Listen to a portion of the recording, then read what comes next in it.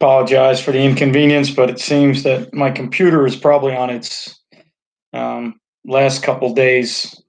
Everything I've been doing the last week or so, trying to do some things on Zoom and YouTube Live, and I'm getting kicked out of streams are ending. Hello, whoever that is, wherever you're coming from. I'm getting kicked out of streams are running slow. I'm getting kicked out and having to restart streams.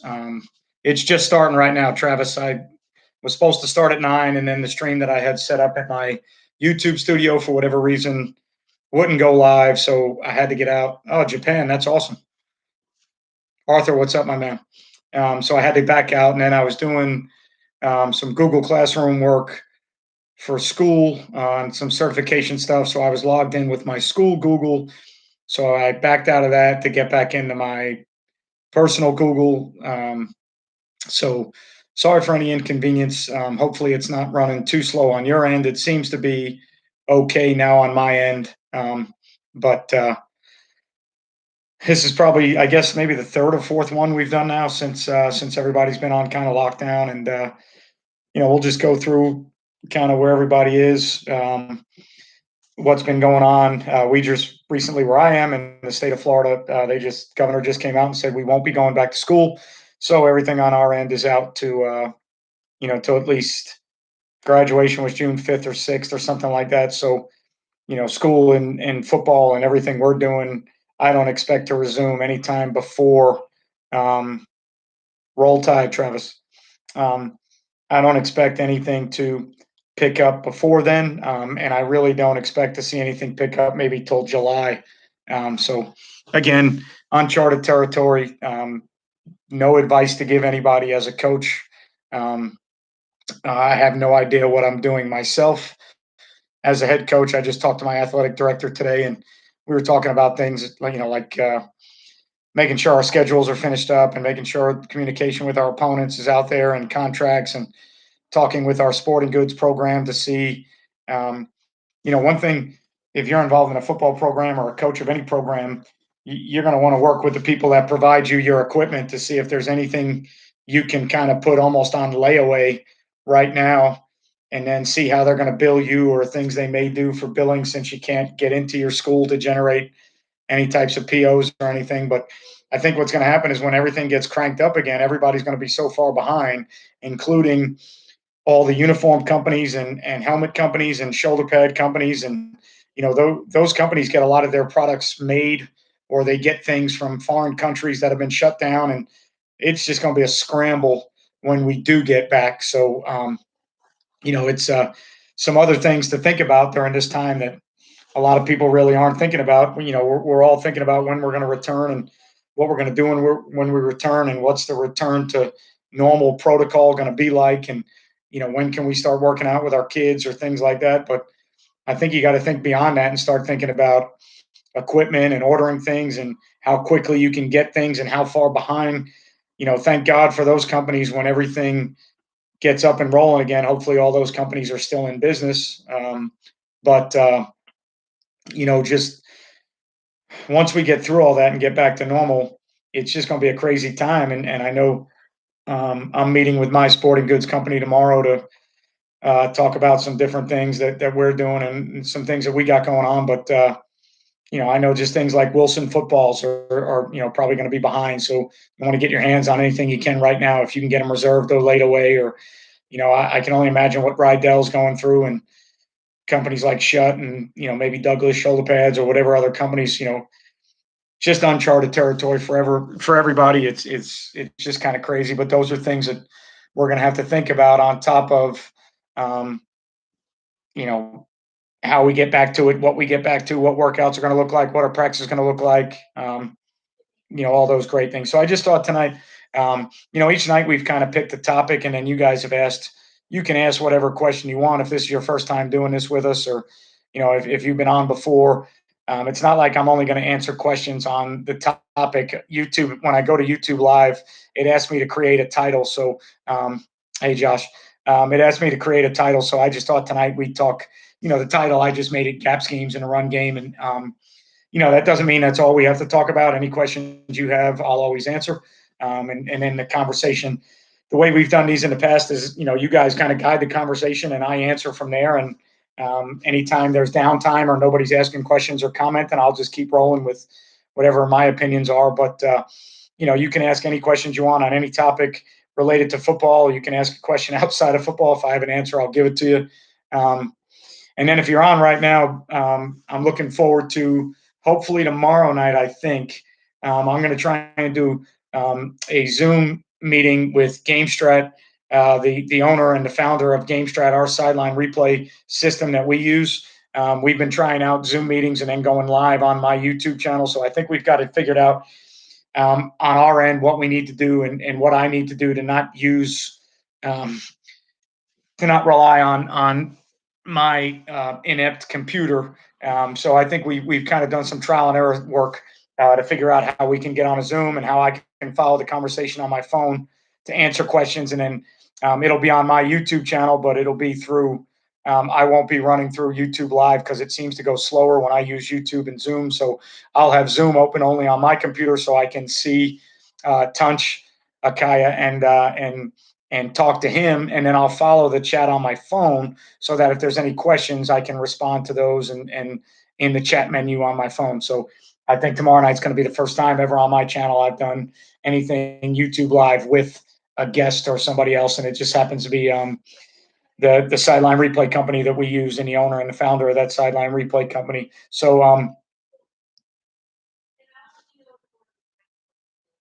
hey, Brian, California, awesome. Yeah, tune in tomorrow, Jacob. GameStrat's a great company. We've used them for the last 2 years. I love the product. Customer service is amazing. Very, very, very easy to work with. They're coming up with all kind of new ways to interact with them, and so they can 10304, I believe Tony Bananas, if I remember Wu Tang correctly. I think it's 10304. So yeah, GameStrat's a great company. I love them. I love the product. I love how customer friendly they are. So hopefully tomorrow we'll have that. We'll have it running. We'll have it all going good, and hopefully my shitty computer doesn't slow us down. I think we figured out a way that if I just go through Zoom and put it on my YouTube channel, but I'm not on YouTube and Zoom at the same time, I think the YouTube part functions great. So I've had to get I've got some earphones. I've got some earphones that I had to get nice little light blue teal earphones for my daughter. So I'm going to use those tomorrow to listen to Tunch and everything else, so that there's no echo. So I think we've got it worked out. It should be good. I want to do more stuff like that in the future. Hey, Coach Beatty, but Arizona in the house, love it. And and and I want to do more YouTube things with other coaches and companies and things like that to, just to keep going I'll get to that question in a minute, Lucas. So, it's something that I got to get better with technology wise. I got to get better equipment. I got to get a better computer and some other things. So that's a story for another day. So for right now, let's just get into it. Power play side, all stepping the same direction at the snap. Others have the double team players step towards the double. I think this may create gap issues. Often. Yeah, I'm a fan, Lucas, of getting your gap foot that you're responsible for in the ground. Obviously, how you then create the hip to hip double teams with your partner that you're working with takes a lot of effort for those steps, and then especially the second step. The second step in the ground for any offensive lineman in the run game is always probably going to be the most important. So, getting both of those second steps to go through the crotch of the defender and then getting them when you're not stepping together with a double team, when you're both stepping inside to a gap and then taking the next step up through. It gets a little bit tougher to get hip to hip, but there's ways to do that and ways to practice it. And when you're worried about run through or blitzes in a gap, and a lot of times when kids step to double teams, the hardest part is they step to double team of three and they turn their shoulders, and then the A gap player doesn't pick up run through or anything like that. So I understand why you do it. I've done it that way in the past. I think it's an individual preference. if you were to go to any cool clinics that you can get anywhere on YouTube, or they're all over the place. But when you hear all the great offensive line coaches in the country, in college, and the NFL, if they talk about gap schemes, they're going to do it different ways. So, I mean, I don't think there's a right or a wrong way. Uh, and if you're worried about run through in a gap or gap responsibility, then stepping down first to that gap, even if it's a slight, small inside step to your gap to make sure there's no backer run through before working a double team. I think that's efficient, and I think you can certainly teach that. And I wouldn't, if you like that and it works, I would not worry about changing that at all. I think you just have to work through the combination of getting hip to hip with no space between you and that double team with your partner, and not letting a three tech or a one tech or whatever the heck it may be, you're doubling, not letting that guy split and making sure you're putting him into the lap of the next level. One thing I always, in the run game for us, I always try and I always try and concentrate on first level first. So, let's get that double team. Let's get it taken care of. Let's not let that first level player make a play. Then let's avoid run through for so there's no tackles for losses, and then we'll kind of go from there. So I don't think there's anything wrong with that, Lucas. I would continue doing that if that's the way you do it. We've been a gap scheme team for the last um, 3 to 5 years, something along those lines, and we're considering going back to inside zone and wide zone. Uh, for a couple different reasons. I think sometimes in gap schemes you need to create some vertical movement because you don't create as much horizontal displacement. So all the time, Josh, everything I do with my offensive line involves smart splits, assignment orientated, assignment alignment. Um, Smart splits are the only thing we ever teach to our guys. So I wouldn't do it for us at the high school level, and for our guys, I wouldn't do it any other way. Um, but gap schemes, sometimes I think you need to have vertical movement, which involves sometimes really, really good physical, big offensive linemen. And when you can't get that, when you go to zone schemes, if you have really good backs, sometimes body on body horizontal displacement is better when you can't get vertical movement. So just something that we're toying with the idea of what we're going to try and do. We've got two really good backs that we absolutely love. If they're with us in the fall, that's something in Florida we have to worry about, especially during a time like this. Who the hell knows who's talking to him and what's going on? But if those two backs, one's a freshman, one's a sophomore, if they're with us for the next 2 or 3 years, they're both going to be really, really good. And I think zone schemes um, will fit them really good. The only concern I have is, will they be patient enough? They're both very instinctive, athletic runners that kind of make things happen on their own. So to get them to be disciplined zone or wide zone kids is going to take a hell of a lot of work because it's not how they want to run. Um, but I think if they would understand it and understand why we're doing it and learn who to read, how to set the blocks up, how to make one cut, how to press the heels of the offensive lineman, I think zone stuff for us is going to be a lot better.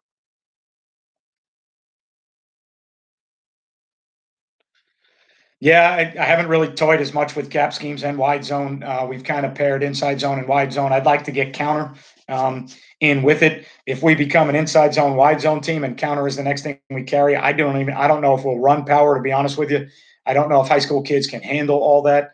I'd love to be an inside zone, wide zone, power counter team. I just don't know if we can handle all that. So if we can, it'll be inside zone, wide zone, and then counter will be the gap scheme that we carry. That's just me in general. If we can get to it, then I'd love to get to it because power's been bread and butter for me from day one. No matter what offense I've ever run, we've always carried power and carried it every different way with you know power read with jet sweep stuff, quarterback power, power toss read. We've RPO'd off power, so I'd love to keep it if I can. I just don't know if we can.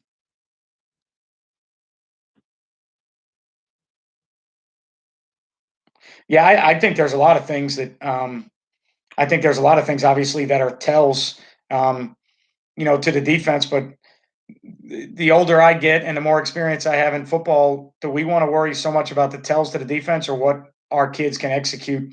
If my kids can execute something better out of smart splits, then I'm willing to give a few tells to execute my assignment.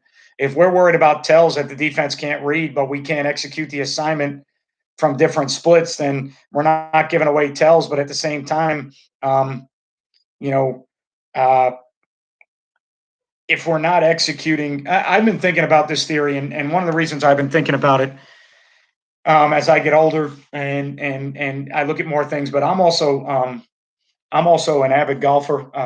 I carry right now. I carry about a 1.8 handicap index, so I border under two, get close to scratch. Obviously, right now I've got a lot of free time to go practice, and but I've always been a pretty good golfer. And one of the things that I relate golf to football, and as I get older as a coach, and here's where I'm going with this, so bear with me. Um, in golf, there's a lot of different techniques that you can use, and a lot of guys use different techniques. And um, at the end of the day, when you're playing in a round or you're playing competitively, or for me, I'm playing in local games with guys at the course that I play at, and we're playing in skins game and stable for points game. So obviously there's some competition there. And, you know, like for me, I struggle putting sometimes, and I'm not a great putter. So I work on different putting drills and different things and techniques. And the equation I'm getting to relate it to football is, would you want something that you could execute 80% of the time with 80% effectiveness?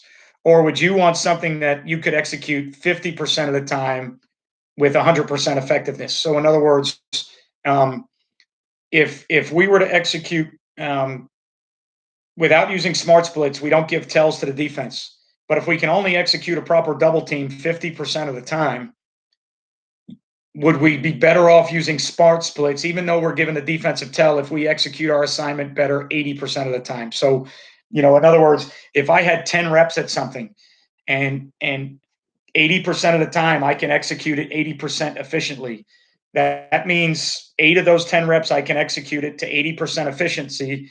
I can probably execute it six out of those eight times.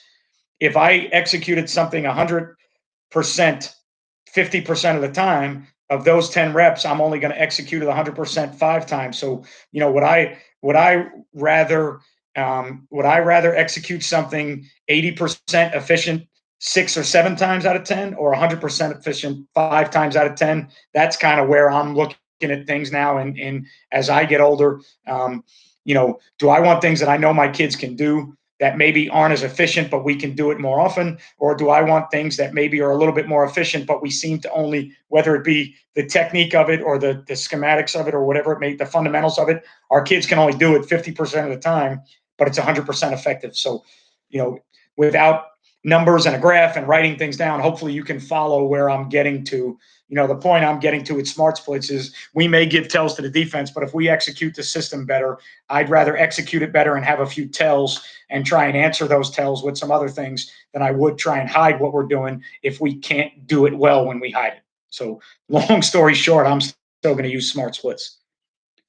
Um, 1121 personnel, do you see the need to run buck sweep if we run GT strong and weak? If you're a gap scheme team, I think buck sweep is always nice to carry. The problem with buck sweep is I think it sometimes gets a little bit formation dependent. So you've got to be very creative with how you're doing it. But you know, I think buck sweep's good to carry. I wouldn't carry five or six runs. These past couple of years, like last year, we carried our duo scheme. We carried power, we carried dart, and we carried buck. Those are the four things that we carried. So, if you're a power counter team or a counter team, I think buck sweep can definitely be carried. Do you find that play deception is easier in gap scheme or zone scheme? Good question, Beatty. Depending on how you build everything around your offense, talking about RPOs, play action passes, and misdirection. Obviously, if you're a gap scheme, power counter is going to be where you get a lot of your misdirection. If you involve quarterback runs off of running back action, now you can get some misdirection. If you involve jet motion, now you can get some misdirection. If you're a zone team, obviously you're going to split flow and insert and do some things to get some misdirection. So I think deception can be built into both schemes. Uh, you know, Power counter is probably a little bit more deceptive than anything you might be able to do inside outside zone, but I think wide zone in itself, in its own theory, is the deception. The deception is in the play itself. The counter is in the play itself when you're a wide zone team, based on how teams have to fit and how teams run and fit gaps and go to the ball. Sometimes the defense counters itself on wide zone. So I think that I think all those schemes can be deceptive as long as you um, have the ability to build those things into your offense. Would your ideal quarterback be able to run power and counter? Hell yeah, the best we've ever been. 1,000-yard rusher, 1,000-yard passer. A couple years ago, we were 9-1. We averaged 480 yards a game on offense, 370 on the ground, or I'm sorry, 360 on the ground, 120 in the air, and the quarterback accounted for 60 or 70% of the ground game as far as yardage, and then the backs would split the time. But power read, quarterback power off a jet sweep motion, quarterback counter, quarterback runs were a big part. When we were good and our quarterback was a physical inside runner, um, quarterback runs were a big part of our game. Yeah, Tony, whether you're single wing, wing T, whatever your philosophy is, the old saying is, I'd rather fight somebody that's practiced 1,000 kicks one time than somebody that's practiced one kick 1,000 times. It's the old Bruce Lee metaphor. So I think there's definitely something to that of the repetition involved in getting good at something and being good at it. And from there, you got to figure out how far that can take you, how good the other teams are that you're playing, and what else you need to add. But um, you know, I'd rather be good at something than nothing. Jack of all trades, master of none is not really the greatest thing in my opinion. So, I just think you got to pick and choose as a coach what you want to do. We were always quarterback power, quarterback counter, and then we always carried our read game. So whether we were inside zone or duo, there were always read components to our zone read theories or duo read theories. So quarterback counter, quarterback power, a little bit of speedo here and there. Probably should have ran more speed option, but usually quarterback power, quarterback counter, and then our whatever. If we're carrying gap schemes and it's duo, then that duo is going to be our read scheme. If it's inside zone, that's going to be our read scheme. Duo's been very good to us. We run it a little bit differently than most people because we don't play with tight ends. We don't play with a lot of compressed sets. So our version of duo is a little bit different than everybody else's because most people in college and the NFL would a lot of 11, 21 compressed sets, um, collapse things down inside and then leave a corner unblocked so that if a backer fits and the running back reads off the backer, if the running back bounces, they leave the widest thing unblocked and make the corner make tackles. So our duo was, in theory, gap wise, it's the same. It's power without a puller, but you know it's different than what you would see in the NFL and other places because we don't use tight ends. So not your traditional duo scheme, but it is duo by rule. It's power without a puller. It's a gap scheme and ties in well to our other gap scheme. So I never felt the need of when we were a gap scheme team. I never wanted to be inside zone with all our other gap schemes. So I carried duo and we ran one back duo as a read play. We ran split flow.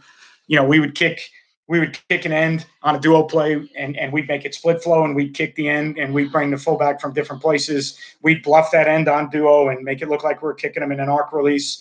We'd read that end and throw the ball to the sniffer in the flats. And so, we would insert our duo play and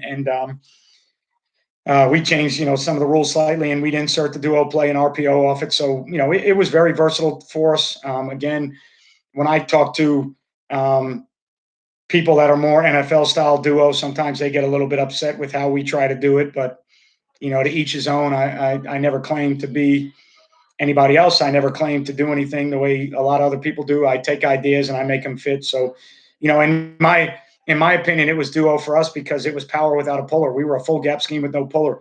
We decided to read that guy a bunch and make it triple option. Then we decided to kick him and more like an old blast theory with a fullback blast on an end, but then it became a down kick with no puller. So it was duo by nature, and it was very good to us and very versatile for us. And always the first thing as a gap scheme, it was always the first play we put in every year, and partly because we that was our quarterback read scheme. So we would always start with duo first, power second, counter third, and then depending on what else we were doing, we'd go from there. So. To the tight end against an underfront, you have a call to kick out a 5 technique that is being aggressive. Normally you would kick. Yeah, just like power, I think there's different ways. You can go power wide or you can just tag it so that instead of doubling the 5 and kicking the Sam, you can base the Sam and put the tackle down on somebody and kick the five. I think it's good to do if your kids can handle it, because now that that it gives that five technique, and that Sam linebacker's got to play off a down block and understand that he's getting kicked, but then he's got to play off a base block. And then the five technique's got to fight double teams, but then he's got to unblocked in space and squeeze. So any teams for us on defense, any teams that ran power and changed who they kicked sometimes is a little bit of a bitch. So yes, I would certainly do that.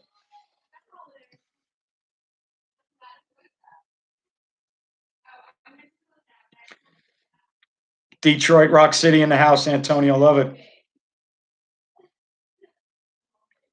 My best friend growing up played with the Lions from 96 to 2002 or three, all pro inside linebacker, Stephen Boyd, number 57. So I went to a couple Lions games back in the day, was able to go to one Thanksgiving Day game, which was awesome. So um, big fan of Detroit, was a big fan of the Lions at that time, and always loved Steve Eiserman and Red Wing stuff. And so big Kiss fan growing up from New York. So obviously Detroit, Rock City was big too. Due to all the blitzing in our league, we went to duo instead of inside zone scheme, and it paid dividend. Yeah, I think. Oh, thanks, Antonio. I love it.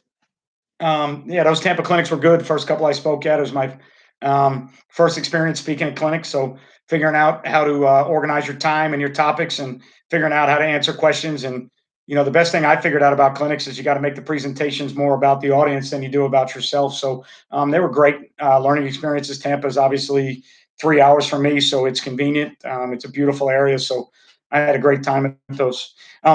Getting back to Tony's point, I always felt like gap schemes allowed us to be a little bit more aggressive. I felt like zone, when you watch inside zone done right at the NFL level, it is a very nasty, very physical football play. I always felt like in high school when we taught inside zone, it became a very soft football play because the kids really didn't understand it.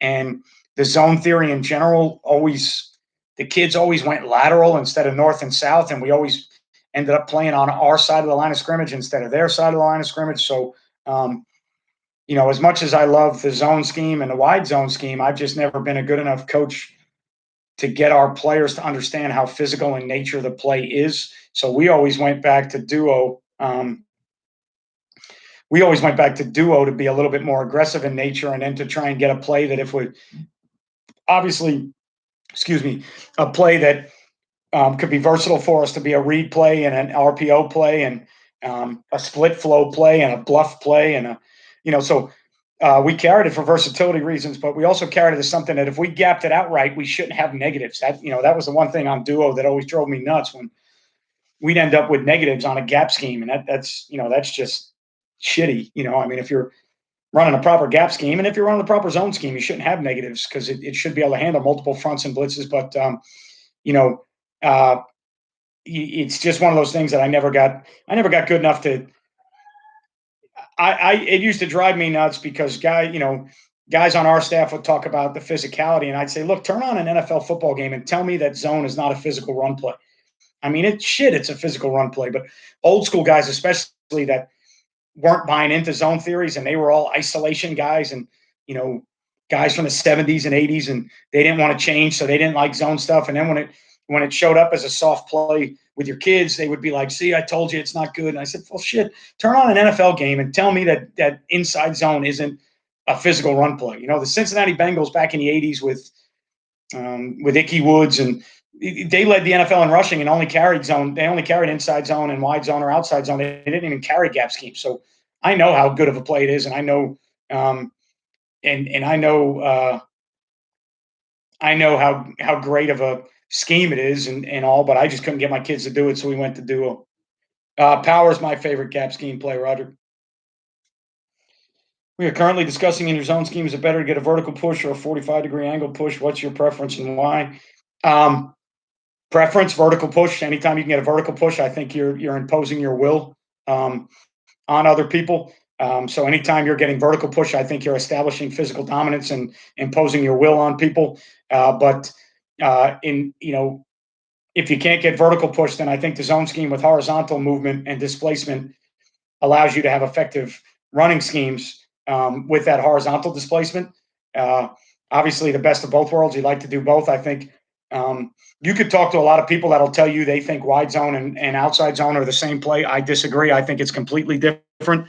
Um, I think outside zone is a theory where you're really trying to get the edge, and I think wide zone's a theory where you'll get the edge if it's given to you, but if not, you're trying to knock people's ass off the ball. And you know, so I think it's a little bit different in the philosophy of it and in the teaching of it. So that's why in a lot of the wide zone stuff I've studied the last couple months, when I study NFL guys, a lot of the guys don't bucket anymore. They don't drop step. They don't give ground to gain ground. They're trying to get up the field with that second step as fast as possible. And if they can't reach anything, then they just knock it out, and the running back makes reads and goes behind it. So vertical movement is always better, in my opinion, because you impose your will on different people. But if you can't get vertical movement, then I think zone schemes and horizontal displacement is a good way to go if you can accomplish what you wanted to accomplish in vertical movement. If you had the best of both worlds, Beatty, I'd be looking for vertical movement off the ball. And then once you establish that, the defense has to do some different things. And now you'll get horizontal movement as well because you've imposed your will on people. So that's just me. Stephen Boyd is a great guy, best friend growing up, Valley Stream, Pop Warner football together. 1 year of junior high football together after Pop Warner, and then 4 years of high school football together. Great guy, great football player, best I've ever been on the field with. And for me, on my side of the ball, other than my college running back, but and a great dude and a really great guy, really humble guy. So Steve's awesome. Wish I was in touch with him more. Our lives went different ways after I moved to Florida, but we both married with kids now, and so he's still got some great things going on. I stay in touch every once in a while, but he is an amazing individual. Number of formation that you're using in the run game, what do you think are too many? I am not a formational guy, Antonio, so you may be asking the wrong guy. I should probably do maybe some more things formationally, but I am under the impression that I want clear pictures to teach to my offensive lineman and my quarterback, and I want precise pictures that we can teach so that we, in our RPO game and our read game, I want to know exactly what we're looking at. I want our linemen to know the pictures that they're blocking. So when you get multi-formational, sometimes I think the pictures change a bunch. And I think sometimes when you're multi-formational, you can only run certain things out of certain formations. So if you're going to be multi-formational, I suggest that you try and carry plays that you can run out of every formation, because defensively, I know for me, if I start looking at a team and they get into multi-formations and I start panicking, and then I go back and look and say, well, shit, in this formation, they only can run 3 plays. It kind of tips the hand back in our favor. So I wish I was a little bit more formational, but I'm not. I'd like to play faster in simpler formations. I do not use a lot of shift trades and motions. I'm talking to people currently right now to figure out how I can incorporate shifts, trades, and motions into my tempo package. So that's something I'd like to do in the future as well. Yes, we read the Mike or the play side inside linebacker on duo. We make the read as simple as possible. He plugs, we bounce. He's over the top. We fit. So we stay tight. So the thing about duo is you got to understand how to create leverage for your linemen, because you're not cutting people off and based on where the Mike fits. So you got to understand, if you're double teaming a 3 technique to a Mike backer on duo and the Mike plugs the A gap, that means the guard's going to come off, which means the tackle's up by himself on a 3 technique, which means the ball's got to go back behind that tackle, because that's where the leverage on the 3 technique is. If the Mike goes over the top, that means the tackle's going to come off and the guard's leverage is inside out on a 3 technique. So the ball needs to be crammed in the A gap. So yes, we read the Mike, and you got to understand how to create leverage, because you're not overtaking. If the guard comes off on the Mike, the tackle's not going to overtake the 3 technique. He's going to maintain the same leverage because it's a gap theory. So running backs understanding not only how to read the Mike, but how to create the leverage for their linemen so that you don't run into the hardest problem we have with duo sometimes is you're running a gap scheme and you're blocking things down, and your running backs cut back into down blocks. You gotta teach them how to maintain and establish leverage for your offensive linemen. So simplest thing in the world is run to the ass of your blocker. I mean, that's the easiest way to teach it, but you'd like to do a little bit better job teaching it than that. But yes, we read the play side inside linebacker.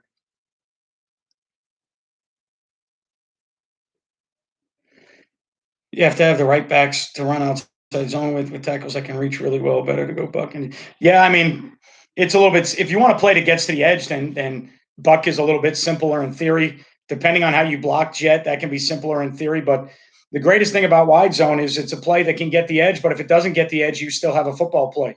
If you're running pin and pull stuff and you don't get the edge, you're dead. I mean, there's not a lot of great pin and pull plays where if you don't get the edge, you have anything to do, because if you don't get the edge and you turn up, you're turning back up into down blocks and pin blocks. So, you know, I agree that pin pull buck sweep stuff is better to get the edge, but I think it's a little bit more formationally dependent. Whereas wide zone, you can run out of every formation in the book, one back, two back, it doesn't matter, and you'll try to get the edge, and your running back will take an aiming point to get the edge. But if the defense doesn't allow it, then just play to what the defense is giving you, and if they want to run with reach blocks, then just knock their ass out on a reach block and go behind them. So to me, wide zone is a way more versatile play, and it's got answers within itself.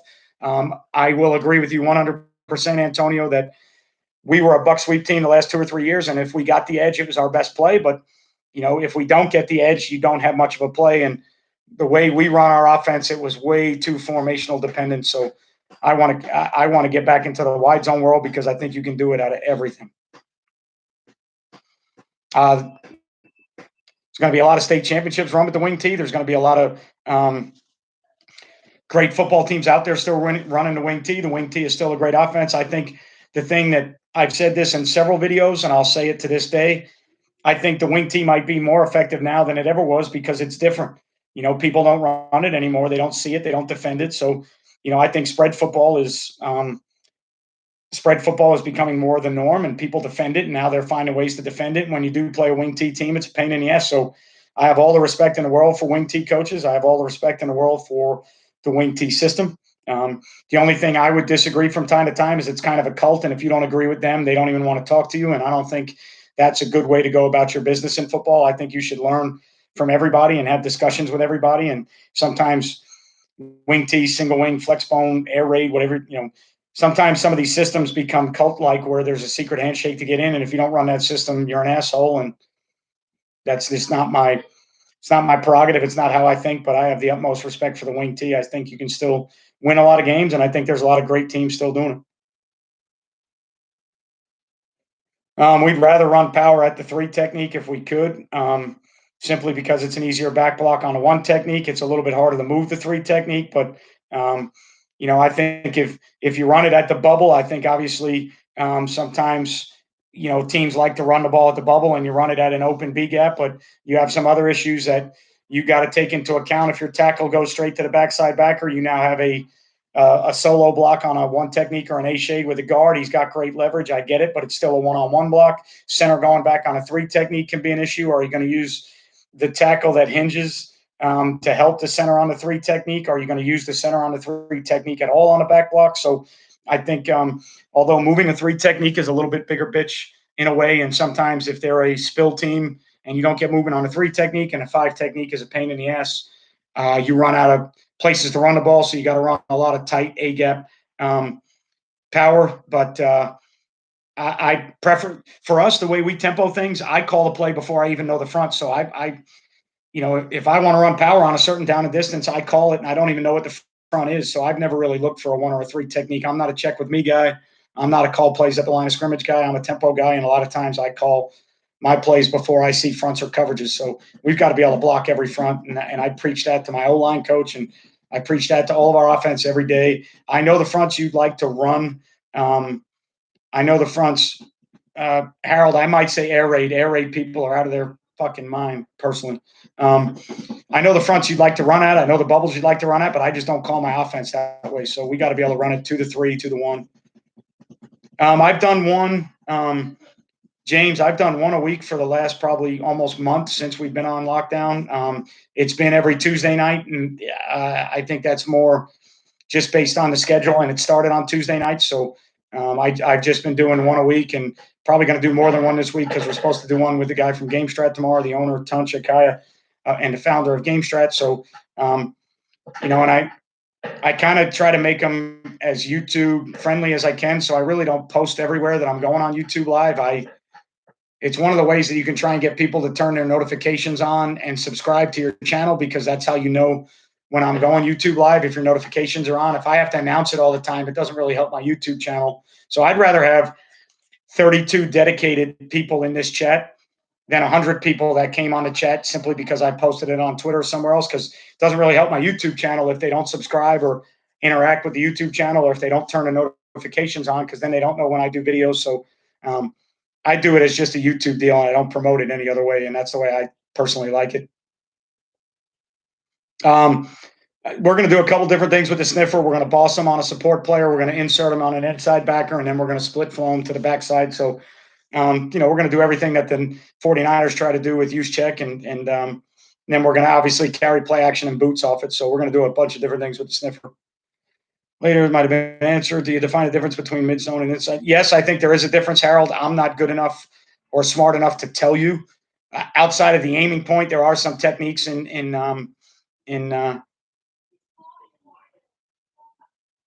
yeah, if you're Coach Bill Austin, you got to come in with hell yeah. What else? What else? If your last name is Austin, you can only say hell yeah. I think there's a definite difference between inside zone and mid zone, and I think there's some technique differences and aiming point differences. I don't know if the read's any different for the back. Um, I'm not proficient enough at mid zone to tell you that, but there is, Harold, 100%. There's a difference between mid zone and inside zone. Every opportunity is a learning opportunity, Beatty. I agree with you 100%. I've never sat down to learn anything and came out stupider. If I sit down to learn something and I never use any of it, it's not a waste of time. I didn't get dumber. I just chose not to use what I learned. It doesn't fit me or my offense or my kids. But at some point you're going to have to defend something. So if you don't want to run the wing tee, at some point you might have to defend it. So why would you not want to learn about it? I want to learn about everything. And the problem I have now is I get older. I want to learn about everything, but I realize I can't do everything. So I've got to be very patient with what I try to study because I know I can't implement all that stuff with my kids. So I finally got smart enough in my older age to know that what I know and what my kids can do are two distinct different things. What question, Travis? I don't know if I saw it. What question you tried to post, but it wouldn't let you.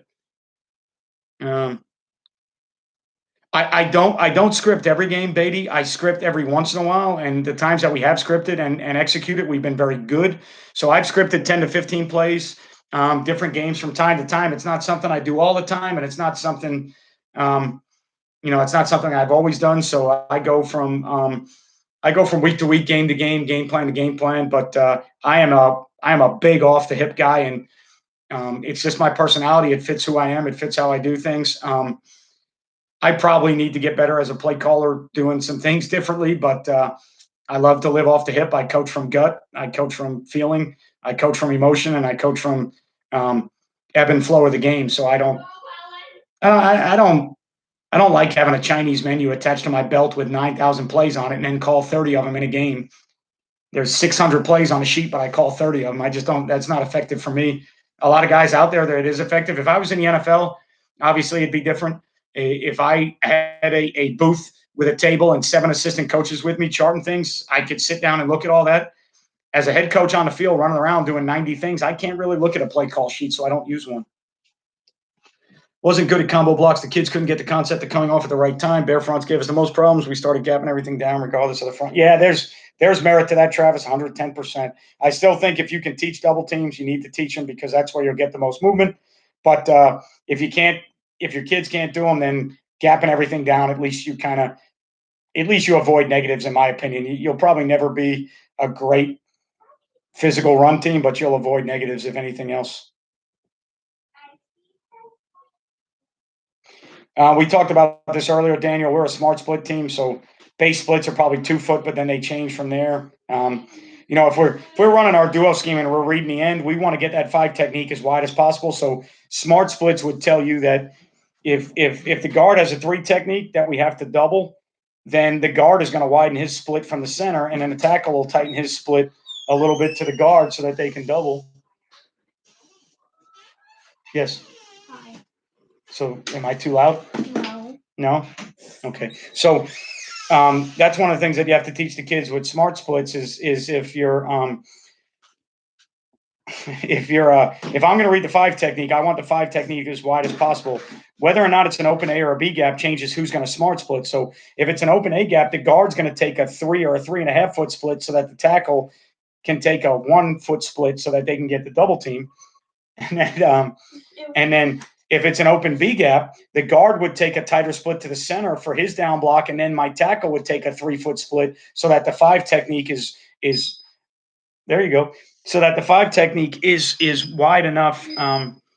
My daughter has the high and tight ball that I just got because I'm working with high and tight, so she's getting it to beep, not necessarily holding it the right way, but she's getting it to beep. So um, the opposite theory of that is if I was running power read and wanted to get the ball to the perimeter, I would tighten my splits down and I would try and get that five technique closer so that the ball gets outside of him quicker. So that's why we use smart splits and that's how we use them. So let me go back. My daughter's got me off track now. Um, yeah, Juszczyk is an animal. Watching him and Kittle play is physical. It's a thing of beauty. Yes, and they're very smart. Juszczyk's an Ivy League guy, I believe, or so they're both amazing football players. Um, Aiming points for tight mid, outside zone stretch. Which do you run primarily? I think they're all. The only thing I would argue is I think sometimes wide zone and outside zone have similar aiming points. I think inside zone and mid zone will have different aiming points. Wide zone and outside zone, you're usually, you know, outside leg of a tight end or ghost tight end.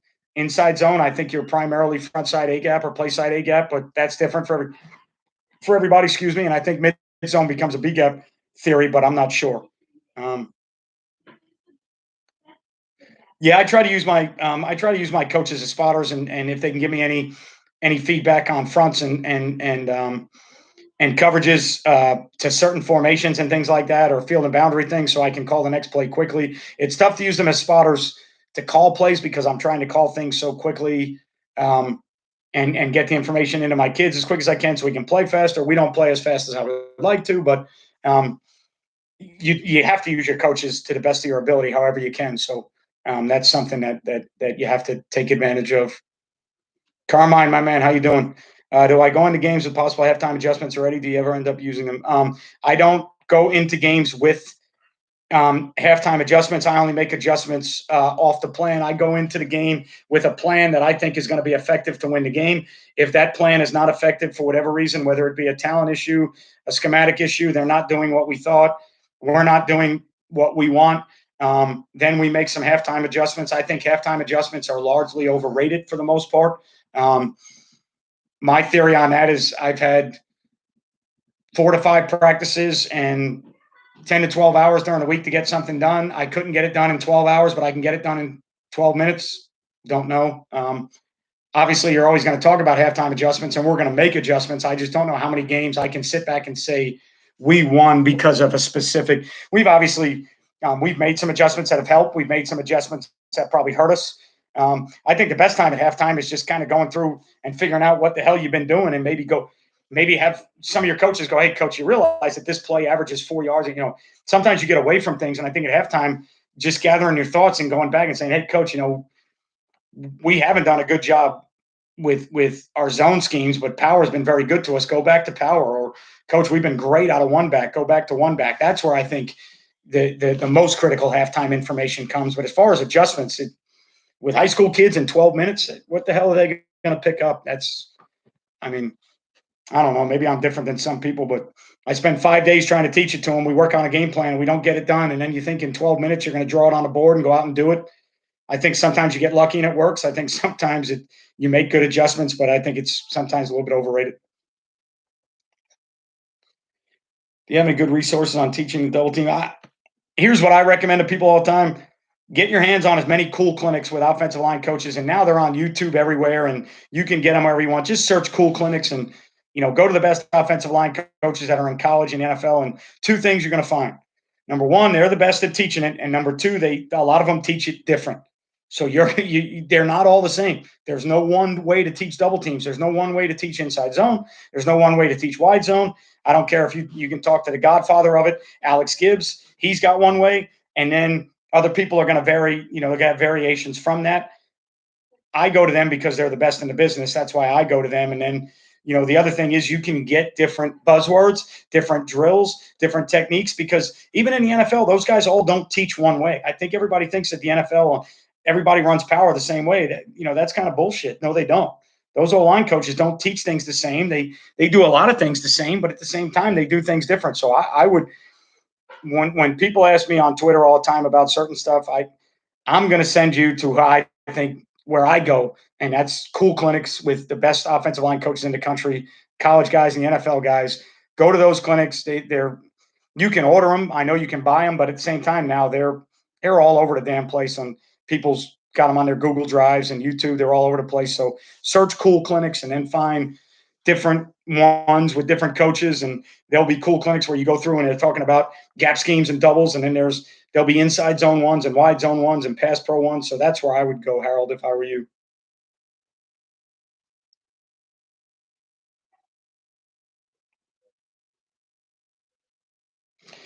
Do you have a coach watching your +7 plays during the game? Yeah, you always chart explosives. Always have somebody try and chart explosives so that you know where your explosives came from and so that you know to go back to them. Biggest thing for me as a play caller, I always kick myself in the ass when I go back and watch film and say, why the hell didn't I do that more? Why did I get away from that? So, yes, you'd like coaches on your staff to remind you of what they've charted and what's been working. So, 100% Antonio. 2017 based my offense off everything you preached. We went 13-1, averaged 500 yards and 50 points, but lost to a wing T team in a state championship game. Still had 407 yards. Congratulations, Travis. It's good to see that my shit works somewhere because I haven't been to the playoffs since 2013. So anytime my stuff can work somewhere else and I can live vicariously through you, then I feel like it's a win for me because we haven't made it to the playoffs for a lot of different reasons, but it is what it is. Results are results, and I haven't done a good enough job. So I'm glad there's other people out there. I always get a kick out of people that message me saying, "Hey, coach, we're in the quarterfinals, semifinals of our states. I need help with something." And I always message them back and go, "Well, shit, I've watched every round of the playoffs in my state. Why the hell do you need my help? You're in the damn semifinals. Keep doing what you're doing. You know, you don't need my help." And I always give answers, you know, because I love my audience and I love the fact that people follow me, but I also have sense of humor and I have a little bit of logic. If you're in the semifinals and I ain't been in the playoffs in 6 years, shit, keep doing what you're doing. And maybe I should ask you what the hell you're doing. That's just my opinion. Don't you feel like zone complements your gap runs, especially the effect on the end man on line of scrimmage? Yeah, Coach Austin, I do. And in a perfect world, you'd like to carry those things, but can you teach them all to your kids? Can your kids run them all? Do you have enough time to teach them all? If you have two-way players, if you have kids that are playing O line and D line, can they master all those things?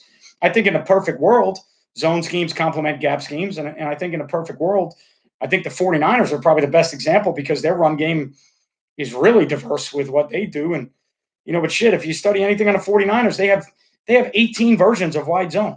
I mean, who the hell is going to teach that in high school? How the hell are you going to get that done? So I agree with you that those things complement other things. My question to you is, can you get them done? That would be my concern. Can you describe your process for how you look at the defense and make adjustment decisions? You know, personnel first. What's the personnel? Is it 3-3-5, 3-4, 4-3, 4-2-5, 4-4? What's the personnel? Who can we go after? Where's the talent? Where's the talent differential? Where's our best matchups? Then the structure. Is it even? Is it odd? What's the box? What's the front? Is it a 6-man box with an 8-man front? Is it a 5-man box and a 7-man front? Is it one high safety? Is it two high safety? Where are we getting soft coverages, press coverages? All those things that everybody kind of looks at, and you just go about it from there. And then you go in with your game plan, and then you make adjustments based off of what's been good and what hasn't been good. And if that information is the same, some teams don't stay the same every week. I always have the hardest time playing against teams that throw bullshit up on the wall every week, and you don't know what's coming out. I'd rather play a great team that I know is sound on defense and I know what's coming, even if I get my ass kicked, than play a hodgepodge team that's not very good because I don't feel comfortable calling plays against those flavor of the week defenses. I feel more comfortable calling plays. The results may not be the same, but I feel more comfortable calling plays against good, structured, sound defenses. It's just the way my brain works. So that's how I do it. What's your take on the coaching staffs that utilize live recordings on the site? Yeah, I think if utilize every piece of information you got. If you've got a way to go back and show your kids things on recordings, or if you've got a way through GameStrat or your other huddle or whatever the hell you're using, if you've got a way to show that to your kids, then by all means, yeah, you need to use that 100%. You got to teach your lineman line calls because different combinations require different things, and there's going to be different double teams between different people, and so you got to teach them line calls. I don't think you need to get crazy with them, but at the same time, there's got to be communication on your O line. So it's a very important part of the game. So you're going to have line calls taught, and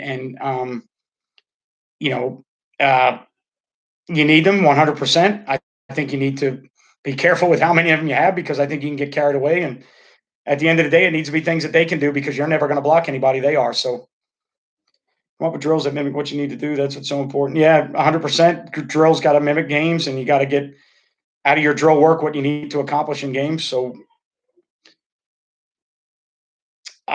shit, I don't. I'm not big. I'm not big on giving my offensive line a ton of freedom to change blocking schemes. I mean, those kids are 15 and 16 years old. They hardly understand the blocking schemes we got, let alone changes to them. Now, if we get a group of returning senior linemen that have been with us for a while and they can make slight adjustments, and I think that's awesome. But I don't give too many players on my team leeway to do much of anything. I mean, I want to control what they're doing, and sometimes that's a little bit rigid, but at the same time, it's like shit. That quarterback that I got that's 16 years old with a girlfriend and all kind of other problems. I have no idea what he's done all week. I know what I've done, so I want to put the game in my hands as much as his hands. I don't want to put it in his hands, so I want to give him answers to things to get out, and I want to give my O line answers to things to get out. But I don't know if I really want them changing a lot of things up front. I don't know how much leniency I want to give them on that. Uh, if you get a chance to pull them and talk to them, that's great. Otherwise, you're just screaming at them when they're on the damn field. I mean, it is what it is. You make it as effective as you can. Obviously, the best way would be to get them off the field to talk to them. Obviously, they're going to need a breather also. So whether it's a special teams opportunity or a situation where you can get a kid a breather, when he's getting a breather and drinking water, you got to pull him aside or have an assistant coach talk to him about some things, and that's the best way to do it. But at the same time, shit, there's been times where I've had to yell at a kid, hey, the next time we're on offense, remember to kick or to remember to rap or remember, it just is what it is. You got to be creative in your own environment with how you're doing things. So if you can get them on the sideline and talk to them, that's the best way. But if you can't, shit, just yell. I've yelled all kinds of things to kids on the field. And then sometimes people worry about yelling to kids like the other team can hear you. I'm hoping the kid I'm yelling to understands what I'm saying. If the other team can, then so be it for them. I mean, I'm begging that the kid I'm talking to understands.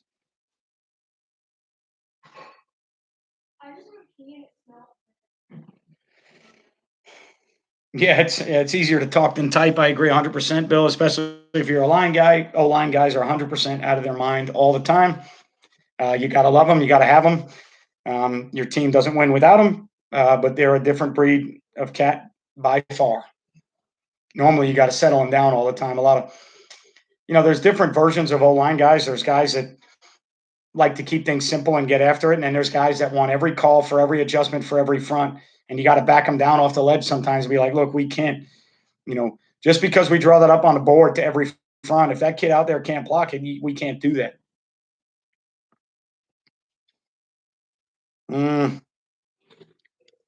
I mean, I think your EDDs are going to be similar for a lot of the schemes you run. It's going to be the techniques that you have to incorporate for your O line. So if you're a gap scheme team and you got to incorporate more down blocks, more doubles and things like that. You got to build them into your EDDs, but stances and starts and steps and things like that are going to be very similar. And running backs, your EDDs are going to come down to ball security. And my daughter was just playing with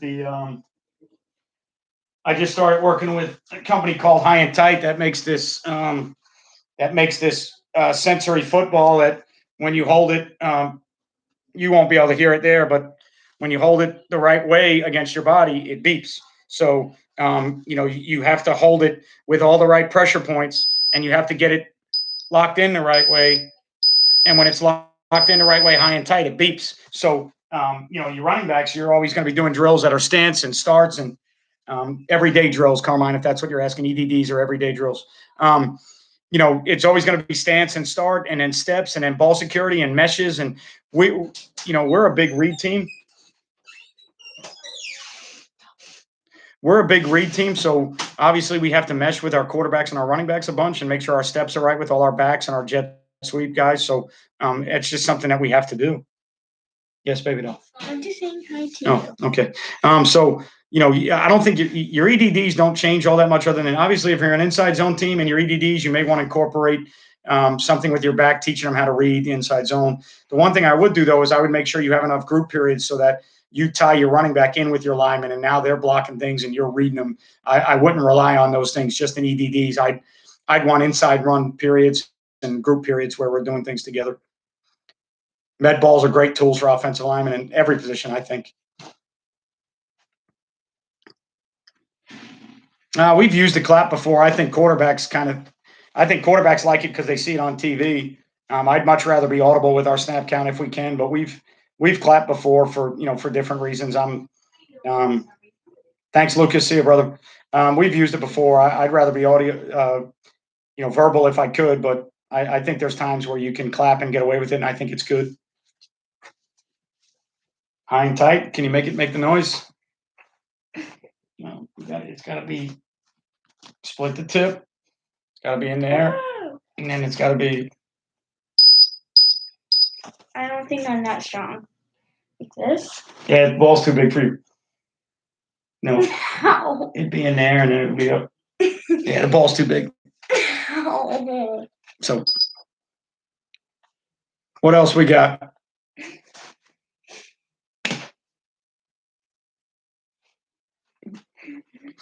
Been another good night so far. We've had up to 38 people at one point, and a lot of great questions tonight, and a lot of great responses. So I think every time we've done these, I think everybody gets something out of it. So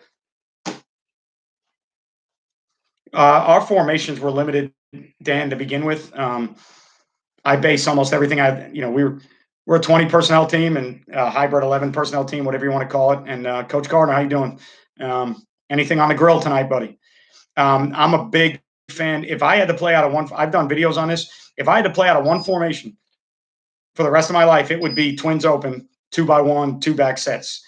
I can do everything I want to do from zone to gaps. I've got RPOs. I've got read game. I've got everything, everything you want to do out of that scenario.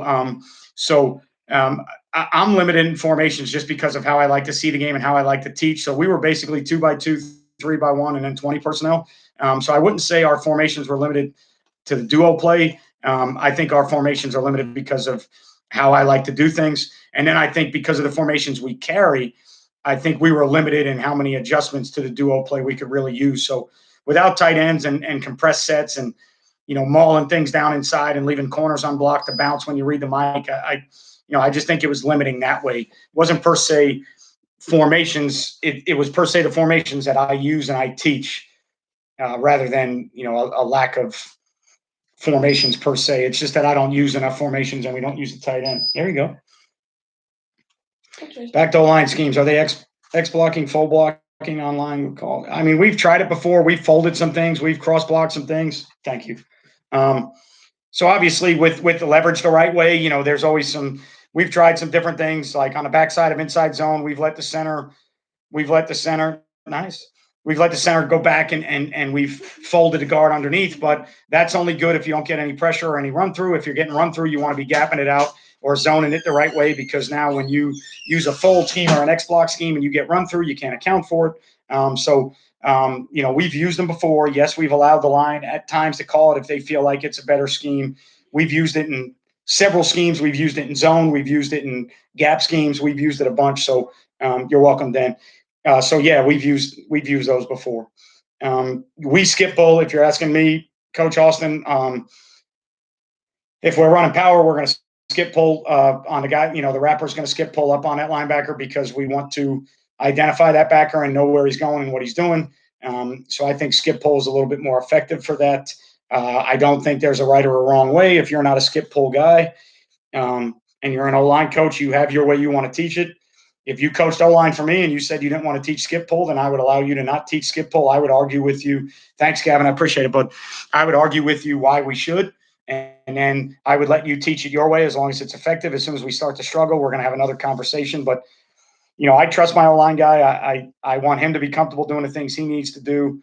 And if he's got something that he feels comfortable teaching, then we'll go ahead and do it that way until we can't or it's not effective, and then we'll change. But I'm not always so dead set in my ways that it's got to be 100% the way I want it, especially with the O-line.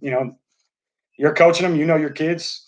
You got a better way of doing it. But I think sometimes O-line guys, the only thing that bothers me is I think sometimes they think about the adjustments for their kids and they don't think about how the adjustment might affect the rest of the play. So I think sometimes you got to keep that in mind. If the O-line coach understands the whole theory and understands where his adjustment doesn't affect the rest of the play or the leverage of the play, then by all means, I allow them to make those James, I have never even heard the term sickle pull. So if you can describe it to me, I'll tell you whether or not it's the same as skip pull. Skip pull is basically trying to stay as square as possible as you pull and wrap. So you basically skip out, cross over, and your hips and shoulders remain square to the line of scrimmage about the entire time, as opposed to turning old fashioned, pulling laterally and then turning up as a wrapper. Skip pull keeps you um, square and parallel to the line of scrimmage so you can see the backer that you need to block. Coach, do your decisions on which offensive lineman play where depend on what you're running outside of probably hoping your smartest offensive line football wise can play center. No, it's always talent based and who can play where. Trying to find a center is the hardest part. If he's the smartest guy, that'd be great. For a shotgun team, it better be the guy that gets it back there in the best fashion so your quarterback can handle it. And then from there, obviously if we're a gap scheme team and the guard's got to pull, they've got to be kids that can run a little bit. You'd like your tackles to be longer. You'd like your tackles to be guys that can either, you know, effectively reach somebody or pass set and protect. But bottom line in high school is you better find five guys that can help you win games, and wherever they play, they play.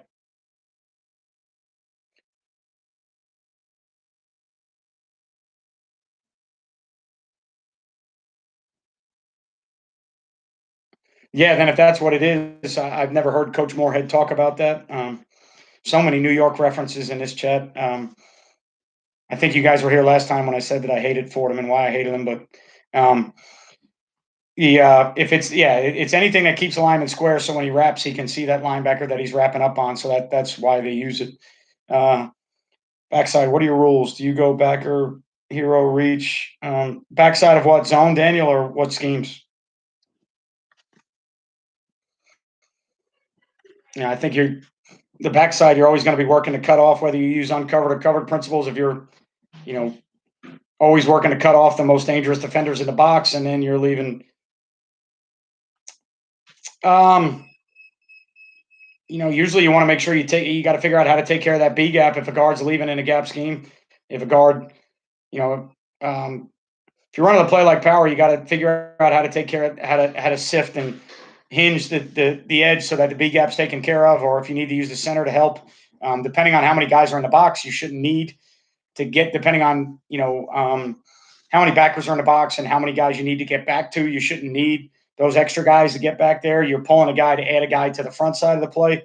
So most of the time for us on a power play, the center is going to block back and the tackle is going to hinge and seal the B gap. So he's going to step down inside to hint to seal the B gap first, and then he's going to hinge, which means he's going to elongate the corner so that if that end is coming off the corner, he's got to come from wider because we got to take care of the B gap first. If there's no immediate B gap threat or no run through threat, we can do some different things. You can, if there's no immediate B gap threat, you don't have to worry about sealing that. You might be able to sift him up to the next level. There's several different things you can do on the backside. I think it depends on your preference and the fronts that you're seeing and the most dangerous guys to get blocked that you have to get blocked in the box and who you're going to account for to block that you need to get blocked. So I think the backside can be done several different ways. I think it can change based on how you want to do it. But I think probably, in my opinion, the most important thing you got to account for is how to get the most prevalent, most dangerous defenders blocked and how you're going to use your guys to block those guys. Some guys read the backside of their gap schemes. I know there's guys that, they'll run power stuff front side and read a backside guy so they can take their tackle and get them through the B gap hard or get them to the next level and don't worry about the edge. So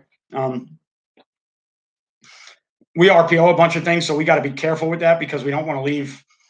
You'd have to have different calls and different schemes because you don't want to leave that backside guy unblocked.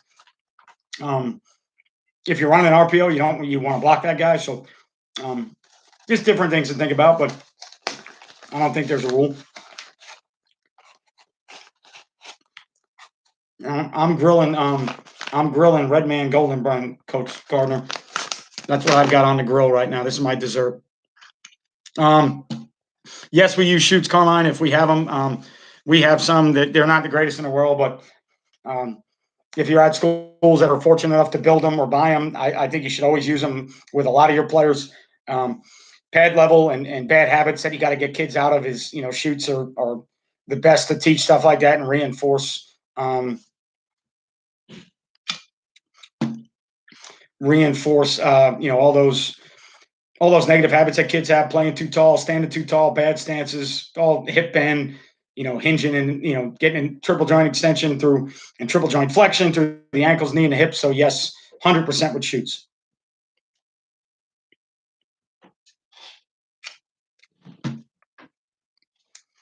Um, the best way for me is either YouTube comments or on the videos, or my Twitter is Coach Mac 8740. Several people DM me every day asking questions, and I'll help however I can. So Coach Mac 8740 on Twitter is the best way. Comments on YouTube videos. That's really it. That's how I interact with people. I get the most interaction on Twitter. People sliding in my DMs asking questions about how we do stuff and how we. Um, for me though, I'm a better teacher when I talk to you, either in a setting like this or on a YouTube video. I don't have a lot of PDF files. I don't have a lot of things drawn. I don't like giving people a lot of things drawn.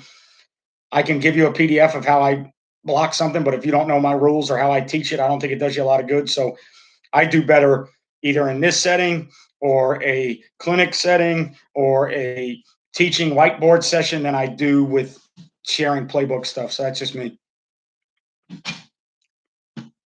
Now we still run play action stuff. When we definitely want to throw it or take shots down the field, we go with play action stuff. If we think we're getting more man, we'll go to a little bit more play action stuff, because I think RPOs sometimes versus man coverage are really become play action passes anyways, because it's probably a box that you can't block, and then the conflict defender, he's really not in conflict because he's playing man. So if it's a box you can handle, you're going to end up giving it all the time. If it's a box you can't handle, you're going to end up either having to call some type of man beater in your RPO or something else, because RPOs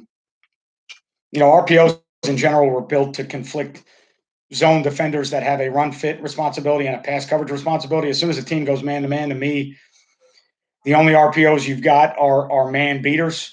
So if you know that they're going to be in man to man to defend some of your RPOs, I think you're ahead of the game. So just in those situations, instead of calling an RPO, call a play action pass with man to man route beaters. That's just how I think.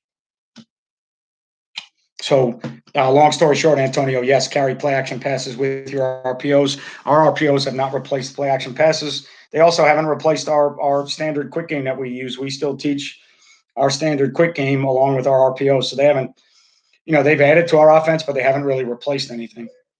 If anything, they've maybe allowed us to call less drop back passes per game because we've gotten a bunch of yards throwing the ball through RPOs. So,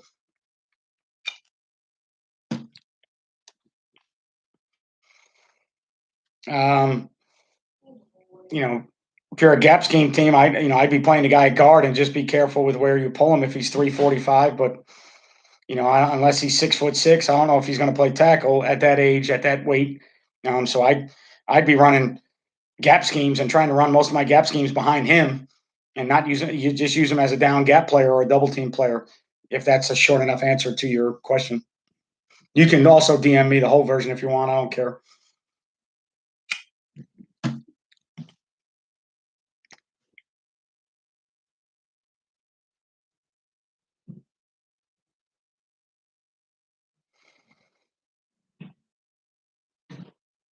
What else we got? Keep it rolling. It's been great. It's been one of our best ones so far as attendees and questions and topics, and I think it's awesome.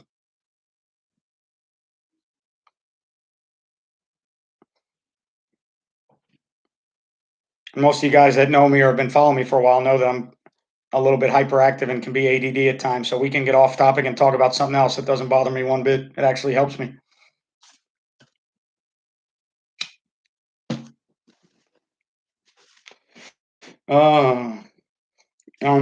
Just for me, Daniel, in general, we were always better as a counter was our best play as a quarterback run. Ran it off a jet sweep a bunch, which was great. Ran it off of tailback action, which was great. True running back counter where you're actually going to start in one direction and go back the other way. I think is an effective misdirection play. There's a lot of good football teams out there where counter has just become a gap scheme, especially from the gun. Counter has just become a gap scheme that changes the responsibilities for the guard and the sniffer. Um, and they don't even really run counter action in the backfield, but I label it as a counter play because a guard's kicking and a sniffer or a tackle's wrapping. If you could run GT counter, I think it lends itself to a lot of read game off a jet sweep, off a running back action. If you've got a good quarterback, I think GT counter is a great way to build into your read game if you can do it. There were two reasons for a long time, Antonio. Number one, I found it very hard in high school to find good ones, um, to find guys that could actually be blockers at the point of attack and be physical in the run game, but also be good enough to run around and catch passes. And I feel like with tight ends in the game, um, you'll see way more fronts and variations of fronts, and now you've got more calls and combinations to teach to your O lineman. So when you take the tight end out, you really only have center guard combinations and guard tackle combinations. And without the tight end in the game, I think you limit the amount of fronts that you see because to me, without a tight end, under and over are the same front primarily. Usually, without a tight end, you're not going to get an A shade, a 5 technique, and a 9 technique. So you don't see a lot of true under. That under front really looks like an over front. It's just based on where the 3 technique is, in my opinion. So I think we can make a lot of fronts more relatable to our kids, so they see less things and they can handle it a little bit better. And then you're teaching one less variation in your double team, so there's no tight end tackle doubles, so less calls, less variations, less combos. But I think we're inching back towards using a hybrid fullback tight end and more tight end sets now to create that extra gap and do some things. So those are the reasons I got away from it, but I may get back to doing it. I think we've got some kids that can do a decent job at it, but I think they're hard to find in high school, personally. He's athletic, probably more athletic than any I have. Most of the other coaches think he's a tackle, 6 foot 345. Yeah, if he's the tallest you got, then maybe he can play tackle. But you know, in the ideal world, 6 foot at tackle. I mean, shit, we've played 5'11". I get it. I understand it's high school, but um, in the ideal world, you'd like your longer guys to play tackle. But that's just me. Our team's reading your O line or second level or both. Uh, do you mean am I reading first or second level or teams? I think a lot of teams when we're two back read off of our sniffer personally, and that's why we've tried to build some misdirection off of our sniffer action. To be honest with you, but when we're one back, you don't really have if you're going to cross key a tailback. I mean, maybe I don't know. I think a lot of teams maybe when we're one back, they read under keys, but when we're two back, they read the sniffer. Um, uh, the defenses I face, I would think when we're two back, they read off our sniffer primarily. When we're one back, they probably go under keys, I would think. Yes, we run some formations into the boundary. We don't do a ton of unbalanced stuff. We do some short yardage unbalanced stuff. We do a lot of three back stuff, but FIB is fine to me. I have no problem using it. And if I was a tight end team or a multi-formational team, I probably would use more unbalanced stuff and more FIB. I think it's great. And I agree with you, Antonio. Everywhere in the country, the tight end is an extra gap. And to create an extra gap with a shitty player, though, to me is not very good. If you're going to create an extra gap defend, that guy better be able to block people, to because you're also going to bring more hats into the box. So now you got to handle not only different looks, but you got to handle more players in the box.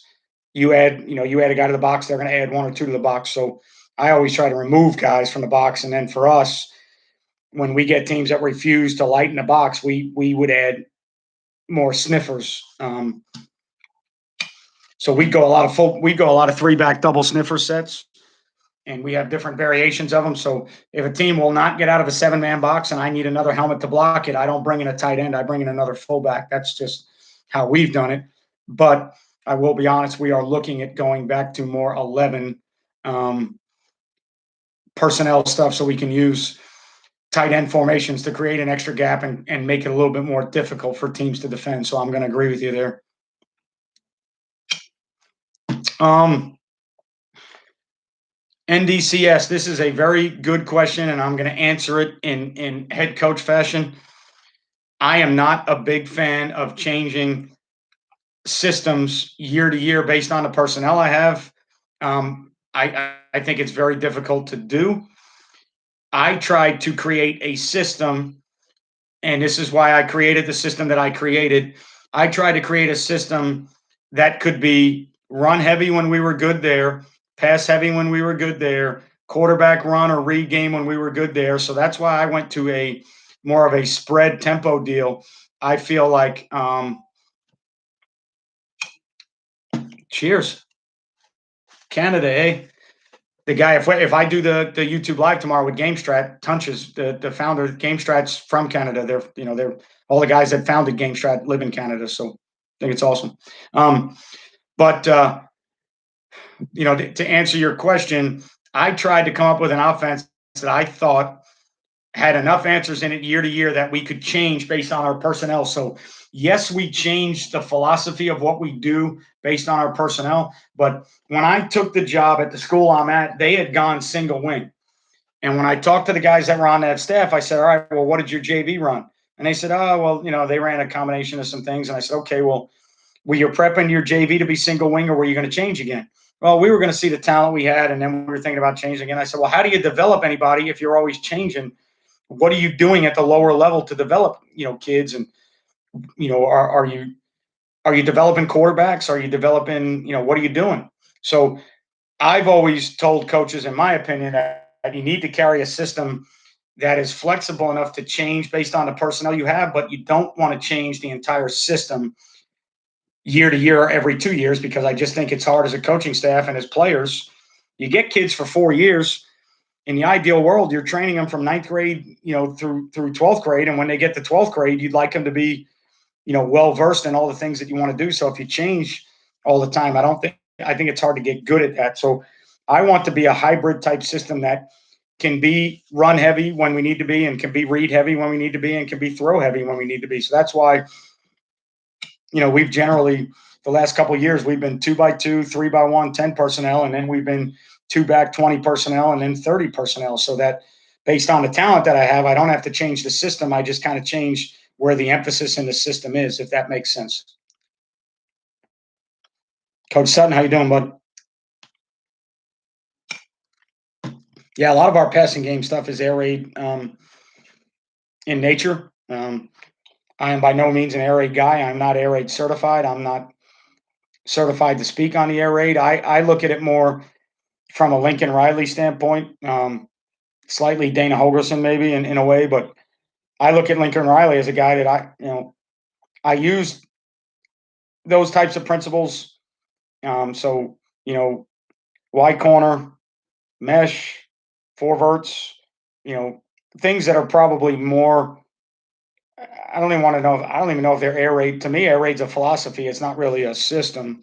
Um, but that's a story for another day. I think air raid's a philosophy of what you're trying to do to get reps and get good at what you want to get good at, and how you're trying to be different than other people. That's what I think air raid is. Because if you look at the passing game now, I think everybody runs mesh. I think everybody runs flood. I think everybody runs stick and spacing concepts. So to me, Lincoln Riley's the best, because he took air raid principles to make an effective passing game, and he combined them with hard nosed run game, and then he built in reads and RPOs and things to play to the strengths of his quarterbacks. And Oklahoma is one of the best offensive team in the country year in and year out. So I think the air raid is a philosophy that is very effective in what they do. But I always think that those guys sometimes, to stay true to their roots and their philosophy of what they're doing, I think sometimes they limit themselves with other things that could help. And that's where I think sometimes there's a struggle with air raid guys. So, but it's good. I mean, I've studied a lot of air raid stuff, and like I said, we carry mesh, and we carry wide corner, and we carry stick, and we carry flood routes. So I think we're very air raid in nature. Maybe, I don't know. Run and shoot's good for if you're going to throw the ball that many times. It's a very effective offense to throw the ball. A lot of similar to the air raid in some ways. A lot of route conversions and things built in so that you can carry simpler plays but run them. You can run them. Against different coverages and they can convert to different things. I think it's something that if you go to, though, you got to go full time because there's so many reads that happen mid play and so many route conversions that happen that you just got to work on those things all the time. So if you're asking me in my opinion, kind of, I think run and shoot lacks a true run game. I think the first guy to take, and there's guys out there doing it, I know, but the first guy to truly combine a great run game with run and shoot principles is probably going to be a genius. But philosophically and personality wise, I don't think those guys ever tie themselves too heavy to the run game because it takes them out of their run and shoot world that they want to live in with reps and practice. So, mid game combos or quarterback, talking about RPOs. We're going to talk about the box. Hey, was it a box we could block? Yes or no? Where was the backside overhang? Did we have an easy throw we could take to the X? Yes or no? Where's the extra fitter that we're reading? Is he sticking his nose in the box? Yes or no? Is he wide? Yes or no? Could you have ripped it out there pre-snap based on the fact that you knew he was a run fitter? If it's read game stuff, we're going to talk to him. Hey, you think the 5 technique's a hard squeeze player? Is he trying to spill everything? Can we get the ball to the perimeter? Do you think he's upfield and inside quarterback runs are better? Those are typically the conversations we have mid game or in game. Outside of why the hell did you throw that there? Or based on your scouting, which do you prefer? Control your opponent or maximize your team's abilities? I would say based on my study of military deals and principles like the art of war and Sun Tzu type stuff, obviously you got to know your opponent. And, if you know your enemy, and you know their strengths and weaknesses, you can fight 1,000 battles. So I think you've got to know your opponent. But at the end of the day in football, if you don't execute your assignments and take care of yourself first, I think you'll get beat real quickly. So I think you've got to honor your opponent and you got to know your opponent and strengths and weaknesses and where to attack and where to stay away from. But at the same time, I think you've got to maximize your own potential and the skill set of your players, or you're never going to beat anybody. So don't know if that answers you or not, buddy, but combination of both, I guess. Know your opponent, know where to attack and where not to attack, and then know what your kids and your skill makeup is. Appreciate it, Antonio. Thanks for being here tonight. Daniel, assistant coaches are hard to find because you're always trying to find guys that can teach and be on campus because you want male role models around your kids and you want more male figures on your campus. At the high school level, they're very hard to find these days. So we struggle sometimes finding assistant coaches. A lot of times they might be adjunct guys that are retired military guys or guys that are business owners that can make their own schedule. So finding good quality assistant coaches and keeping them is probably the hardest part of a head coach's job in today's game. Use my tight end sniffer when needed, allows me to keep the system intact regardless of who the players are. He's rarely a true down tight end spot. We move a bit. Yeah, so you're that hybrid 11 team where he can be an inline tight end and he can be attached to give you 3x1, 2x2 and create an extra gap, but he can also back off the line and some Y-off stuff. And now you can split flow with him and take him to the backside and you can trade or motion and do some things. So I think most of the best offenses now are kind of going to that system where a kid that can put a hand on the ground and create an extra gap while being a fullback. I think if you have that kid, then I think that's the best way to go because I think it's the toughest to defend, in my opinion. So football advanced, I think that's a very advanced philosophical approach and probably a good one for you.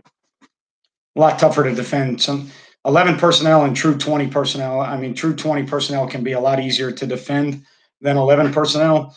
I think true 20 personnel at times, though, once he attaches and you get into one back, you lose some things. So, you lose isolation theories if he's attached. You lose the ability to split flow if he's attached. So you're going to gain some things, but you're going to lose some things. So I think it goes either way. Carmine, I don't know what time we're doing it yet. I think we tried to say that we were going to do it at 8 o'clock tomorrow. It's all based on the availability of Tunch from GameStrat. But that one we will get out on Twitter and social media, and I'll post it. Um, I'll try and create a time for a live stream so everybody knows I'm going to be doing it. The problem is we got to connect through Zoom first, and then I got to go to YouTube live through Zoom. So let's plan on 8 o'clock for right now, and then if anything changes, I'll try and get word out. Um, but if you have your notifications on tomorrow and it happens to be 8 or 8:30 or 9 or whatever, you should get a message saying that I'm on live because I'm going to do it through Zoom first.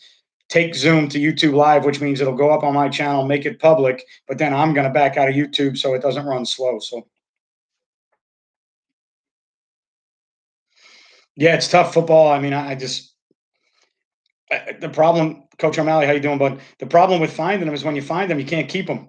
Somebody else, if they find out they're good, somebody else has a better teaching job, a PE job, a computer lab job, and they get out of social studies or math to get into that. And so, with our demographic at our school and having less teacher openings every year than some other schools, I have a real hard time finding them. And then when I find them, I can't keep them. So we only have three PE teachers at the school. I'm one of them. Head basketball coach, head softball coach are the other two. They're probably not going anywhere, nor would I wish that they go anywhere. So we don't have any PE spots, which makes it tough. The guy that runs our credit recovery computer lab stuff is not retiring in the next couple of years. And if he does retire, and that job comes open, you have to have a principal that's willing to hold on to it to find an assistant coach. So it takes a lot of great work. Our admin has been very flexible to work with. We just cannot find them. We're struggling. We're trying to find a baseball coach right now. Um, we're trying to find a baseball coach right now, and we've had a hard time doing that. So finding a good staff and keeping a good staff is real, real tough. Yeah, hopefully you can be here tomorrow. Coach Sutton, it should be a good one. It'll be more business orientated than it will be schematically. Obviously, with GameStrat on here, talking about sideline replay system, talking about their company, what they do, how they do it, how they got in the market, how we help them market, how they're trying to do some things that to maybe help people that struggle with Huddle or don't like Huddle or don't like their sideline replay system. So it'll be a little different than my normal chats, but I want to start doing more stuff like that with businesses and bring the companies that have helped me so much along the way. I want to bring them maybe to a different audience and put them in front of some different people. So I'm looking forward to it. Yeah, we're an OF counter team when we were a counter team. Yes, we ran it as a way to protect our power play, but at the same time, we ran it as a way to get some misdirection. So yeah, stay safe out there, Coach Sutton, and keep on keeping on and take your mind off of whatever you need to take it off of. Thanks, Dave. I appreciate you being here. Um, and look forward to seeing you next week as well. Uh, yeah, I have a universal attitude. I don't know if they do. When you look at other sports that have AAU teams and things going on all year with how they're trying to build their programs and playing summer ball and fall ball and every almost every program, but football has some type of off-season teams that they can have in the summer and the fall. And for us in Florida, we have spring ball, which is great. But I try to get all my players in my weight training class so that when it's not football, they can go do whatever they want. I don't tell them. I don't tell them not to wrestle. I don't tell them not to play basketball. I don't tell them not to play baseball, not to run track. As long as you're in my weight training class, you're going to lift with me. And when they're in my class, I make it real easy. I just try to tell them, listen, this is a class setting, and I don't really care what your coach says. If you're in this class, you're going to get graded to be in this class. And, I try not to stick it to them directly, but, you know, I don't like when other coaches, football is a very physical game. It's a year round lifting sport. If you're not lifting your kids year round, you're putting them in a bad position. And somebody should probably sue you for child abuse in Florida if you put kids on the field that don't lift against the talent that we see down here. So when other coaches say that you're going to, yeah, it's funny that you say that, Coach O'Malley, because our school and sports was shut down a couple days ago. I thought New York would have been shut down a while ago, but it sucks. I know you. We have a mutual friend, Coach Joe Delgaze. Coach Delgaze was my mentor. Was on the staff at St. John's University when I played, so he was my position coach for a year, and then he was, I believe, maybe an offensive coordinator for a year and then a defensive coordinator. But when I became a grad assistant on the staff with Coach Delgaze, he was my mentor and the first person I went um, to talk football and to learn football. So a lot of the things that I know. See you, Dan Parker. Um, a lot of things I know that I do, I got from Coach Del Gaze, and then as we kind of switch roles, and I got in an atmosphere where football was year round and more year round, and I got more access to college coaches. He then, started coming to me and asking me about the new things and RPOs and quarterback runs and stuff like that. When originally he was my mentor in the game, so he's bummed out because he's a baseball coach, and he's got some ways that he earns money, and some things that he does that help. And so not only to be kind of severe lockdown in New York, and not only to be able to not be able to do the things that you want to do, but when they take away not only the things that keep your mind off of things, but the things that provide income to your family, it's tough. So, um, I feel bad for everybody involved. My sister still lives in New York. She lives in Elmont, um, and she's in the service industry. She's a waitress. All the pizzerias she was working at got shut down. She hasn't worked in a month, so she struggles. So I feel bad for everybody in that setting. And the funny thing about being a teacher now is, for the longest time, we don't make enough money. Um, we don't get treated the right way. We never get raises. And now all of a sudden, being a teacher, you find you feel a little bit more secure than the rest of the world because we have a job and we're doing distance learning and we're still getting paid. So coaching supplements and stuff like that is a little bit different if people decide to not pay coaching supplements, but at least we have our teaching jobs and our benefits. And as of right now, I think we're going back to school in August. So I don't know what'll happen in New York or anywhere else, but I think all of a sudden during a pandemic like this, being a teacher wasn't so bad of a deal because a lot of the people that I know that I associate with or play golf with, or my friends back in New York that are in the business world, there's people getting furloughed, there's people getting laid off, there's people um, losing jobs, there's companies going out of business. So all of a sudden, being a teacher became a decent living because you had a job. So it's kind of funny how that's come full circle. I tried having that conversation with my two daughters because sometimes we don't get a chance to do all the things that they would like to do because we don't make enough money. And they kind of, they're young kids, they don't know any better, so they kind of gripe about us. Why do we become teachers? Why can't we do something else? And then when this whole thing came about, I kind of said to them, hey, kind of glad I'm a teacher right now because there's some other people I know that are out of work. So, um, a little bit different perspective on it, a little bit different way to look at it as a teacher. You try and find a silver lining in some things, and being being a teacher right now is a good thing. So, um, I think cool's a relative term, Carmine. I think they like when I get out of the house every once in a while, so they can do their thing and not have to worry about what I'm doing. They're beach people and Disney people, so them not being able to go to the beach, even though they open beaches back up here certain time periods during the day, and it's got to be for recreational activity. So you got to be walking, jogging, walking your dog, or doing something else. You can't just go to the beach and hang out. So hopefully they'll be able to get to go to the beach, but they hadn't for a couple weeks. So I think there's a little animosity there that I'm able to go do the thing that I love to do to get out of the house, and they can't sometimes. But mm, I also think sometimes they're happy that I'm out of the house for 4 or 5 hours. So I think it works both ways. Cool. I don't know if they're ever going to be cool with it because golf can get expensive at times, and right now I'm able to do it, and they're not able to do the things that they love. So um, cool is probably a tough term, but I'm going either way. So um, I am a 1.8 right now, Carmine. Mhm.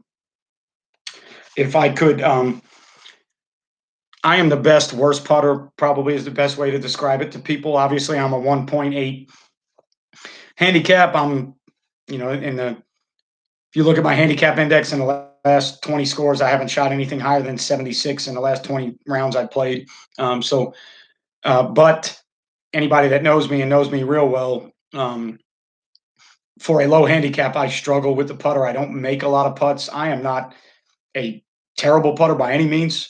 Um, I just don't make a lot of putts. I don't make a lot of putts inside of 15 feet. I miss some short ones that I should make. I probably three putt a little bit too often for a 1.8 handicap. But if you were to go on a putting green with me and stand on a putting green for a half hour with me and we putted, you wouldn't think I was a bad putter at all. I don't.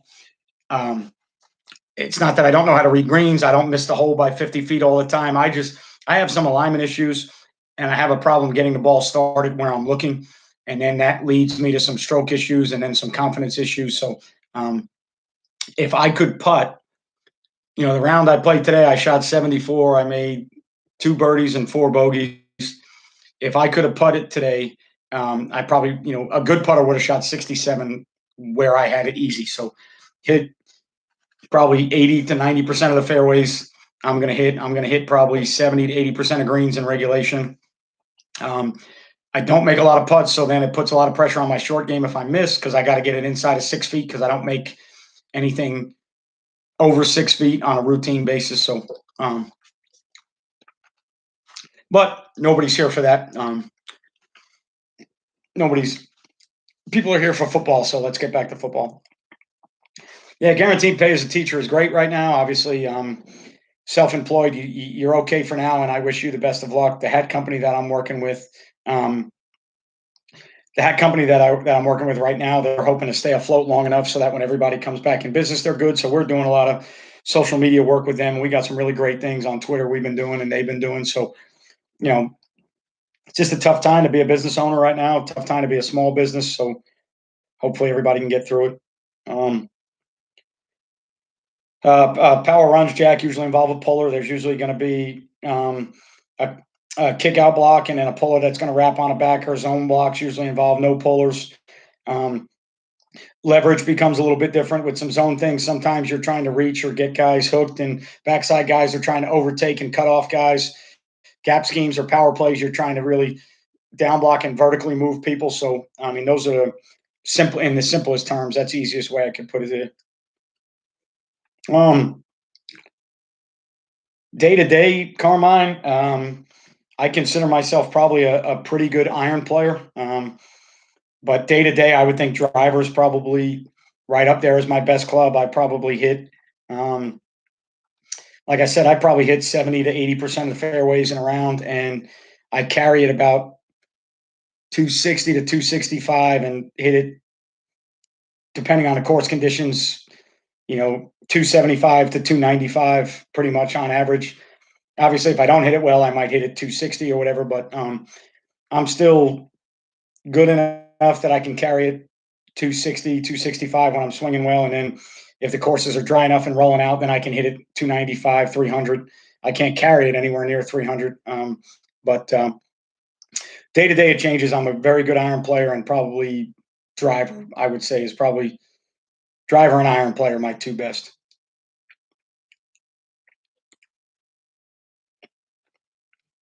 Um, if you look at NFL schemes, you need big bodies that usually try to two gap and do some things. I think in high school, you can get away with smaller guys if you slant and angle and move the front a little bit. Um, Normally you in a 3-4 you would look for two ends. You wouldn't be you'd play a nose and two ends, and those two ends would usually be bigger bodies, and then the outside weak side rusher is going to be your true pass rusher. But What's the scheme? What kind of defense tackles do you need to run the 3-4 and the best linebackers? The two inside linebackers are normally pluggers, and then the two outside guys. One's usually a great pass rusher. Um, One's usually a better pass rusher, and one is a better cover guy. Usually, the weak side 3-4 guy is a better pass rusher, like James Harrison or your Lawrence Taylor type, and then the strong side guys usually to the passing strength or somewhere where he's going to be in coverage more. So we're going to go to wide zone. If you think, I don't know what you think the difference is, but to me, wide zone is a play where you're trying to get the perimeter, but if you don't, the ball can go back inside. Outside zone to me is a play where you're hell bent for leather to get everything reached and get to the perimeter. So we are thinking about going back to wide zone, yes. We're more of a gap control team than we are a two gap team. I do not approach two gap from a defensive line philosophy. I don't like two gap in high school because I think it affects linebacker play. So we try to be more of a one gap control team. I think it makes the fits a little bit easier for our linebackers. I think two gap stuff in high school is very easy to do with your D lineman. I think it's tougher to do with linebackers, but it's definitely possible. So we are more of a one gap control team. We ran buck sweep the last 3 or 4 years, so that is a pin and pull play for us. So yes, we have run pin and pull, and buck sweep was our version of pin and pull plays. How many run concepts can you effectively install if we must go both ways? We had to choose inside zone and gap. Um, we've been gapped the last 4 or 5 years. We carried 3 to 4 run schemes. Like I said, this past year um, we were duo, we were power, we were buck sweep, and then we were dart, which was a little bit more of an isolation man theory, tackle isolation theory than it is a gap scheme. So um, if we were a zone team, we would carry inside zone and wide zone, and then try and get one gap run in if we felt like we could handle it. And that gap run would probably be counter. I'm football. I am going to err on the side of less in high school. I think you should carry less and execute them better than you carry multiple and not execute them very well. Obviously, when you go to college in the NFL, they're going to tell you that they can do more. So, team like the 49ers is going to run wide zone 50 ways, and then they're going to run power. They're going to run some trap stuff and some zone or duo stuff. So, 49ers are about as diverse as I've seen. Normally, in the conversations I've been in with zone people, they try to tell you that if you're going to get good at inside zone or wide zone, those are the only things you need to do. And you don't need to carry anything else because you can't get good at it. But the 49ers have kind of disproven that theory. But that's an NFL team, so I don't know if we can do that in high school or not. Because I've read online that you need a balance type player, and I've been told the nose tackles are the most important. Yeah, I think what you have to understand is the high school game and the NFL game are different, and when teams are 3-4 in high school and teams are 3-4 in the NFL, they're different. So, um, if if you look at a 3-4 team in the NFL, you're probably going to see a 300-pound nose or a very very big space eating nose. If you look at 3-4 teams in high school, a lot of times the nose might be a lacrosse kid or a wrestler that's 170 pounds, but he shoots gaps and gives the center fit. So, even though 3-4 schematically is the same, I think if you were to ask me, high school 3-4s and college or NFL 3-4s are two different animals. And um, I think where high school guys can get into problems is trying to incorporate college or NFL 3-4 theories into their defense if they don't have those type of people. If you're going to two gap and use space eaters with those guys, then you better have a 300-pound nose and 280-pound four eyes or four techniques, whatever you're playing with. If you don't have those kids, like most high schools don't, then you're probably going to have to slant and angle those kids, and now you're going to become post snap. You're going to become a one gap over under front, or possibly a pinching bear front theory. But I think you've got to look at the 3-4. The first thing you got to do, and I just did a video on this 2 days ago, is you got to understand that the personnel on the field doesn't necessarily dictate the structure of the defense. A 3-4 team can play under fronts, they can play base 50 fronts, they can play bear fronts, they can play over fronts. A 4-3 team has a little bit more difficult time doing some of those things because if they have an end that's not built to stand up and play backer, it's tough. But a 4-3 team can play an over front, they can play an under front. A 4-3 team can get into a bear front. Every team, we're a 3-3 stack team, so structurally we're a 3-3 box, but we can move into an over and under front. We can get into a bear front. So I think sometimes what happens is people look at certain. Here's the biggest one I can give you, and I see this all the time. People ask what the difference between a 4-2-5 and a 4-4 defense is. If they're both one high theories and they both play either man free or cover three, people get confused on what makes a 4-2-5 and a 4-4 different.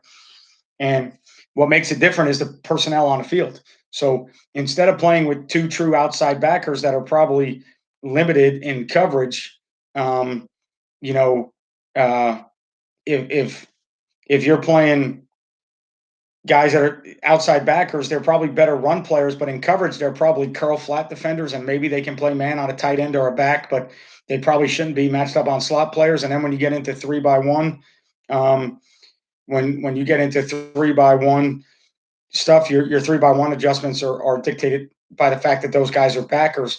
When you're a 4-2-5 team, you may play an 8-man front that looks like a 4-4 defense, but you're doing it with different personnel. So I think people get the structure and the personnel confused. Every defense has the ability to play multiple structures. Like I said, we can be a 3-3 stack team, and we can get into an over front or an under front. We can get into a bear front. We can show you all those looks from a 3-3 stack look, and every other defense can do the same. So I've done 2 videos on that exact point, trying to get people to understand that there's a difference between personnel and structure. So a 4-2-5 team that plays 3 deep is going to look structurally like a 4-4 defense. The difference is in the personnel that they're playing with, not the structure of how they're playing. And then where the big difference will come is how they play one back in 3-by-1 sets, because with 3 safeties on the field and 5 DBs on the field, you have extra coverage options at your beck and call than a 4-4 team would. Um, I think it's a huge deal. I think in any sport you're teaching as a coach, I think class and sportsmanship are a huge deal. You got a jersey on, that jersey has a name on it. You're playing in front of people. The product you put on the field, if you put a product on the field that is disrespectful and classless, you'll get less fans at the game, and eventually, teachers won't support you. So I think it's huge to teach, sportsmanship in class, and but you got to teeter along the line of being, self confident and in your own abilities and your team abilities, and you got to have fun. But at the same time, I think class and sportsmanship, for me, we're always going to teach it. Um, it depends, Carmine, on what we're running. Pass set wise, protection wise, different twists and different things that make guys kind of set and declare, and then a guy, stunts late. Gap exchange stuff, like in the read game, gap exchange stuff where, the lineman exchange gaps and then a backer plays the QB. You got to have ways to handle that. I think any D lineman, I know what zone schemes are built for, and I know what gap schemes are built for, but at our level in high school, I think any effective D line movement gives offensive linemen a bunch of fits. So um, I don't know if there's any per se. It would probably be scheme by scheme a little bit, but gap exchange stuff in the run game, and then picks and twists in the passing game once you've you know declared which way the center is going to turn, and then they know how to work the man side and come up with 2 and 3 man games to the man side. That's, to me, I think those are the most difficult things to handle. Like pass set wise, if you're big on big with the 3 and the 5, and the 3 comes up the field hard to try and penetrate, and then the 5 loops behind him, passing that one off is tough. The 5 coming under to the guard with the 3 looping late can be tough. I mean, um, they're all difficult in my opinion. Don't worry about gap scheme questions, Jack. That's the topic of the it's the title of the YouTube deal, because I got to give it a title. But on any of these chats, we can you run the chat, you ask the questions, I just answer them. So don't worry, ask any question you want. I think spread offenses are predicated on to be the best spread offenses to me are predicated on the quarterback being able to run the football, and I don't think in the NFL they want those guys that make that kind of money running the ball that much. So I think that affects it. I think read scheme is huge in spread offenses, and I don't think there's a lot of guys in the NFL capable of running read game stuff. So that's, to me, why you don't see it as much in the NFL. I saw changes on the sideline way before I saw this on the field. Class and character. Yeah, 100%. I agree. I coach in Florida, SW, if that helps you. I don't, these guys there's guys on this chat right now from all over the place, but I coach in Florida. Defensively, you ask me, Daniel, or offensively?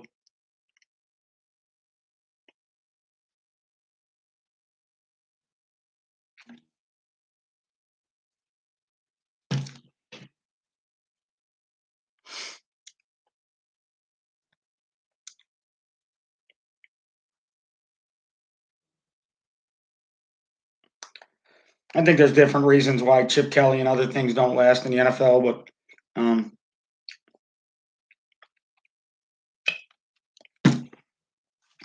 yeah, I think there's draft things, there's roster things, there's personnel things that dealing with NFL players is a little bit different. Those guys, when they're in college, you hold a college athlete, you got them tied to a scholarship and an education, and you can coach a little bit differently. That guy in the NFL that makes more money than you do, you see several arguments in the NFL where it comes down to the best player or the coach, and a lot of times the best player is going to win because the best player makes 80 million and the coach makes 7 million. kind of hard for the $7 million guy to tell the 80 million guy what to do. Um, so that's it. I think that's part of the reason why you don't see it work as much. Um, it depends where we are on the field, Daniel. To be honest, a lot of times we might go three back heavy stuff on short yardage. I'm a tempo guy, so if we've got a personnel group on the field and we're in third and short, we might stay with the same personnel group to call play so that the defense can't make any changes. I love our RPOs on third and short because if the box is blockable, then we should be running the ball. If the box is not blockable or there's stunts or blitzes coming that we can see, then we should be taking easy throws. So to me, third and short kind of depends on where we are on the field. Depends on the score of the game, probably, and it depends on the game plan going in. Do we think we can run it effectively, or how are we moving the ball? How did we get, if we got the third and short with two 4 or 5 yard runs, and just stay with what you're doing. If we have to get the third and short all the time by completing a 6 yard pass and maybe a 2 yard run, then it's a little bit different. I At the school I'm at right now, we watch less film than we did at the first job that I had. It just is based on the clientele and the attention span of the kids and the types of kids that you have. The school I'm at currently, film doesn't work as good as it used to. So, on average for us as coaches with players, we're probably watching anywhere from an hour to 2 hours of film, maybe, and that would probably be a high number. As far as the players themselves, it just changes from player to player. There's some kids that are on it constantly, and there's some kids that never check it. So, um, I think that varies school to school, coach to coach, and we probably don't watch enough films, to be honest with you, Carmine, with our kids. But I don't like the way the type of clientele that we have at our school. I don't like the way they interact when we do film, and we have a lot of IEP kids and a lot of special ed kids and attention span problems and everything else. So I think that the group that I have at the school I'm at, we do better with on the field stuff than we do with whiteboard film stuff. Game where you can't run the ball successfully at all, what can you try to do with play calling? And if you don't have a QB who's good at passing, um, I don't know, Jack. Shake hands and tell the other team good game. I mean, if you can't run the ball and your quarterback can't throw, I don't really know. Obviously, you got to try and scheme up some things in a run game. So maybe some misdirection to see if that other team you can get their eyes to wander a little bit. Maybe so that you can get him singled up and try and get on the ball. But if you can't run it and your quarterback can't throw it, I really don't know. I don't know if there's an offense out there for you.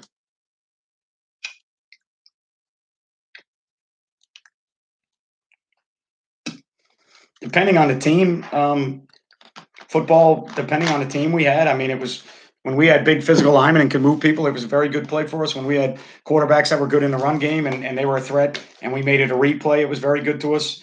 There's been years where it's been a miserable play for us because we can't move anybody. We don't get any movement at the line of scrimmage. And it's, yeah, but I mean, for us, like this past year, it's tied. We've got regular duo as a read play, and then we've got duo where the fullback kicks the end, and then we've got split zone where he kicks the end on the other side. We've got a wham theory where we leave an interior guy unblocked. So usually within a duo play on the front side or the back side, we're adjusting some rules of the lineman, or we're switching an assignment between the guard and the fullback. And so we have it as a read play, we have it as a kick play, we have it as a trap or a wham play, and then we have it as an isolation insert play, and then we carry it because that's where for me, I tag all my RPOs to it because normally if we're 20 personnel, then we've got three different variances of how we're going to block six in the box. We're going to kick it, we're going to trap it or wham it, and then we're going to insert it. So we've got three different variations of how we block those six, and we tag all our RPOs to it. So, there's years where it's been a great scheme for us. There's years where it hasn't been great for us. But even in the years when it wasn't great for us, it's always first thing we install. Watching my high school team have to happen to them. Varsity had to pass more, and the only reason we got lucky in the game is because of trick plays. We lost by one. Yeah, I mean, if you can't do anything basic fundamentally and you can't run the ball and you can't throw it, then you've got to come up with gadgets or formation wrinkles or unbalanced sets or there's other ways to create some things, but you're going to have to create stuff if you can't do it in a traditional manner. Yeah, line of scrimmage play in high school is tough because a lot of times it's predicated on size, strength, and skill of the kids that you have compared to the other team. So there's some games you go in, you're never going to win the line of scrimmage, and you got to come up with other ways. That's when the ball's got to get to the perimeter, got to get it out of your quarterback's hands and get it into space. And um, a lot of times, though, when they're better than you at the line of scrimmage, they're better than you on the back end too. So it's tough. Um, Anywhere from 1,000 to maybe 10,000, depending on the game and the area and the team we're playing. So if we're playing really well and we've got a good record going and we play a local team, we're at home we're going to get 2,500 to 4,500. There's some road games we play where we're going to play in front of 10 grand. So it just depends. Nowhere near as big as Texas and bigger than some other places, but I think there's places in Texas and Georgia and Ohio and California and South Carolina maybe. The facilities aren't the greatest. The pay scale is not the greatest, so you lose a lot of coaches. Uh, it's not heavily attended as much as people would think. In Florida, when they play the state title games, they show the crowd and there might be 5,000 people there, and then they show a Texas game and there's 60,000 people in the Cowboy Stadium. It's a different breed of cat, different way of life. 9-1 during the regular season is the best we've ever been. Third round of the playoffs, which was a different year. We were actually 6-4 that year, and we went 3 rounds deep in the playoffs. Is the furthest I've been in the playoffs. So third round, Elite Eight, whatever you want to call it. But 9-1 is my best regular season. I've had a bunch of 7-3s, but then I've also had a 1-9, 2 1-9s actually. I've had a 2-8. I've had a couple 3-7. So in 20 years of coaching, I've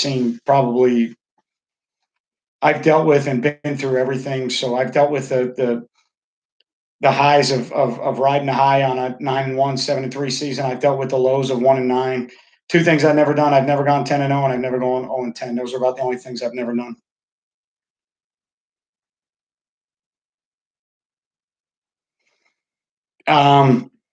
Carmine, I think I am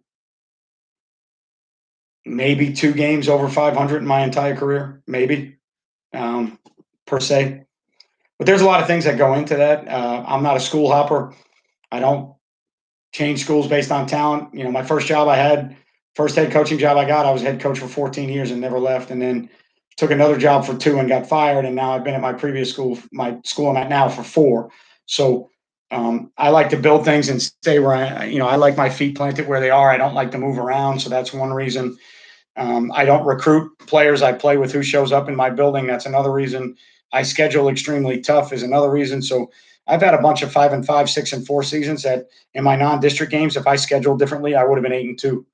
But I don't schedule that way. So I don't really concern myself with my overall record. I think I finally passed 100 wins last year or sometime around there. But hey, appreciate it, Football Advance. Thank you very much.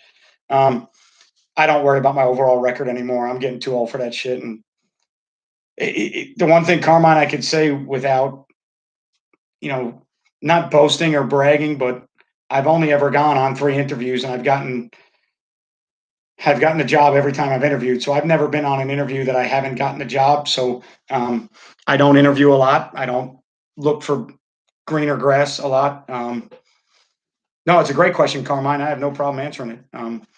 I think some people sometimes are surprised when they hear that, but you know, there's no excuses for it. I mean, you got to do it. I got to do a better job coaching, but there are some built-in things. Things like staying at a place for 14 years. Things like not recruiting. Things like scheduling tougher. There's some bad luck involved. The 3 years Tim Tebow was playing, and Tim Tebow was at a school playing, and I got thrown in that district and had to play them all 3 years. So that wasn't very good. The same 3 years I got thrown in with him, I got thrown in with the all-time winningest program in the state of Florida at that time, which was Lake City, Columbia. So I've had some bad luck with where the state puts me in districts. So there's a lot of things that tie into it, but it is what it is. It's not changing. And probably when it's all said and done, Carmine, when I'm done, I'll probably be around 500. I might even be under 500. I don't know. A nerd watching all of them. How are you and your staff handling this COVID situation? I haven't had a staff meeting yet, to be honest with you. I've texted some of my coaches individually to see how they're doing, and some of them have texted me, but I haven't had a staff meeting yet. And one of the reasons I haven't had a staff meeting is I have no idea when we're going back. I have no idea what the start date is. Um, as we get into May, I'm probably going to have maybe a few Zoom meetings with guys to figure out if we are going to make a change to inside zone and wide zone because we lost spring football. We're not going to get a chance to try it. But as of right now, I haven't had any staff meetings with my guys. I think I said this on last week's YouTube chat, and I've said it on some podcasts that I've done. I've actually used this time as kind of an unwinding period. This is the least amount of stress I've been in 20 years of my life as far as football is concerned. There's no result right now. I'd be gearing up for practice starting next week, so we'd have all kind of things, worrying about grades and eligibility and physicals and paperwork and equipment and lockers. And right now I haven't had to worry about any of that for a month. This is the first time in my career I have not been on my campus in my office in over 3 weeks. And that's the first time in my career ever. I'm a guy that normally goes up. I'm a guy that normally goes up to school 6 or 7 days a week. I'm normally at school all the time. That's always been how I am. But just something about this deal. It's not that I'm afraid to go. It's just I don't feel like there's anything to do right now, and I don't want to waste my time just because I have time. I don't want to waste my time just trying to find things to do. So I have a hard time, to be honest with you. I have a hard time right now. I have no idea when we're going back. I have no idea when we can start again. I have a hard time figuring out what we'd be meeting about. I don't, and I'm not a head coach that has meetings just to have meetings. There's a lot of guys right now that are having staff meetings just because they think if they don't, other teams are getting better than them. And I don't know if that's right or wrong, but I've got a family, I've got kids, I've got hobbies. I like to play golf. I've got my side play fast business that I'm trying to do things on Twitter and making YouTube videos. And so, um, I don't want to take time out of my coaches' lives unless I feel like it's productive. And right now, I don't know how to be productive because I don't have a plan. I don't know.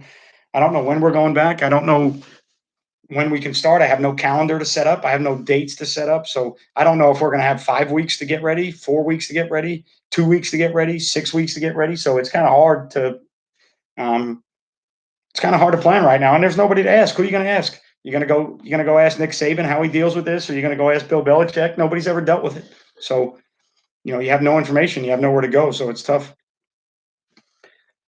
Yeah, I think I don't mind coaches coming to our practice, Carmine. I just don't know the way I do things and with our guys being two-way players sometimes, I just don't know if the way we practice is what people really want to see. I don't know. Sometimes I don't think our practices are the greatest. I've always told people that. People ask me about coming to practice. I said, you can come to practice if you want, but I don't know if we're doing anything revolutionary. Um, so but I don't mind people that want to come down for a week or whatever. I mean, shit, it don't bother me one bit. I just I don't want to waste somebody's time and have them come down and find out that we don't practice very well.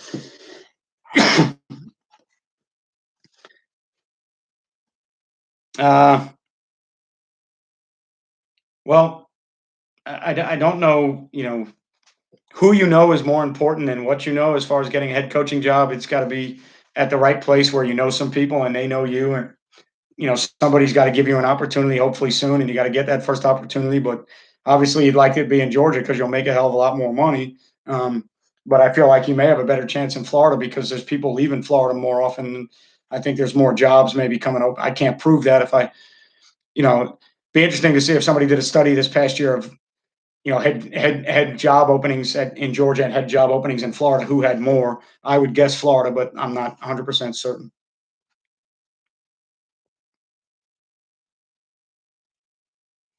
Um, I am a YouTube junkie, a film junkie. I watch everything I can get my hands on. I watch things that I think are similar to us. So, as a 3-3 stack team, I try to find as many college teams as I can. Um, I try to find as many college teams that maybe are similar. So, used to look at West Virginia. Um, you know, uh, I look at a bunch of Iowa State. The personnel is so different in college now that a lot of teams are using quasi 3-3 stack looks on passing downs and versus spread teams. So, I watch a lot of Iowa State stuff defensively.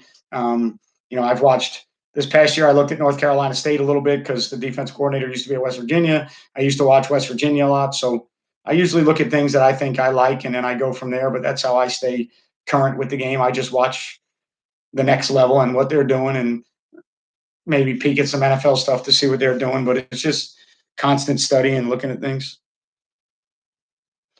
I've been off since May, March 6th. It's crazy. Same here. Usually a 6 day a week worker. Same boat. Haven't had a meeting yet. I don't see the need to. I don't see the need to, Ryan. That's just my opinion. Other guys are doing it, and they might be doing it to. You're welcome. Yeah, Carmine. But if you teach in New York City, you probably make $120,000 teaching, which you also need it living in New York. So it's all relative cost of living. But Georgia to Florida is outrageous. See, an offensive coach and an offensive coordinator in Florida is going to get a supplement. It's going to be the same supplement as a running backs coach and at most places. So, but then again, an offensive coordinator in Georgia is going to get different money. So Georgia and Florida are completely different animals. But I have friends in New York that teach and they make $120,000 teaching. I make 60. So they need 120,000 though. So I mean, it's all relative. As far as football money is concerned, though, it's not relative in Florida, Georgia. It's dumb. And I don't know why, because Florida's got the same, if not better, talent than Georgia. I don't know why there's a difference. It's just governmental stuff and union stuff, I guess. And I don't know. But guys, I'm going to shut it down in the next 2 or 3 minutes. We've been on for 2 hours and 15 minutes. It's been great. Again, I'm going to be on, I think, again tomorrow night with Tunchikaya from GameStrat, the founder and the owner of GameStrat. So we're going to get on and talk to him about some things. So if you have any sideline replay system questions or anything that you might be looking at as far as sideline replay systems, excuse me, sure, that'll be a great night to get on. So I appreciate all you guys jumping on. I appreciate the questions that you ask. There is no bad question. There is no dumb question. It doesn't matter whether it's on topic or off topic. Didn't have any trolls in here tonight, which was nice. I didn't have to answer any stupid questions from somebody named Ben Dover or Mike Hunt. So that was nice. Carmine, let's tomorrow, whatever. I know we need to jump on that call. I keep saying it, and I don't want to blow you off. We're going to jump on that call as soon as our schedules are convenient. Thank you, Daniel. Thank you, Coach O'Malley. Thanks, Rob Dog. Coach Cole, thank you. Ryan Kelly, thank you. Thanks to all of you guys. Yeah, calm down, Ryan. Right now, there's a game at the one course I'm playing. There's a game almost every day at 12:30 with some really good players. If we had 14 guys playing today, I'm willing to bet you that 6 or 8 of those guys shot 75 or better. So there's some good players around here and some good golf courses. So any night, anytime you want to come down and tee it up, as long as I'm able to tee it up, I'd love to have you. Jack, as always, thank you for everything you do. Football, have a good night. Sweet dreams. NCDS, everybody else, have a good night. Stay safe. Take care of yourself. Take care of your families. And as always, guys, you won't play well until you play fast. And I'll catch you next time. Yeah, stay on a putting green, Ryan. You'll beat me there.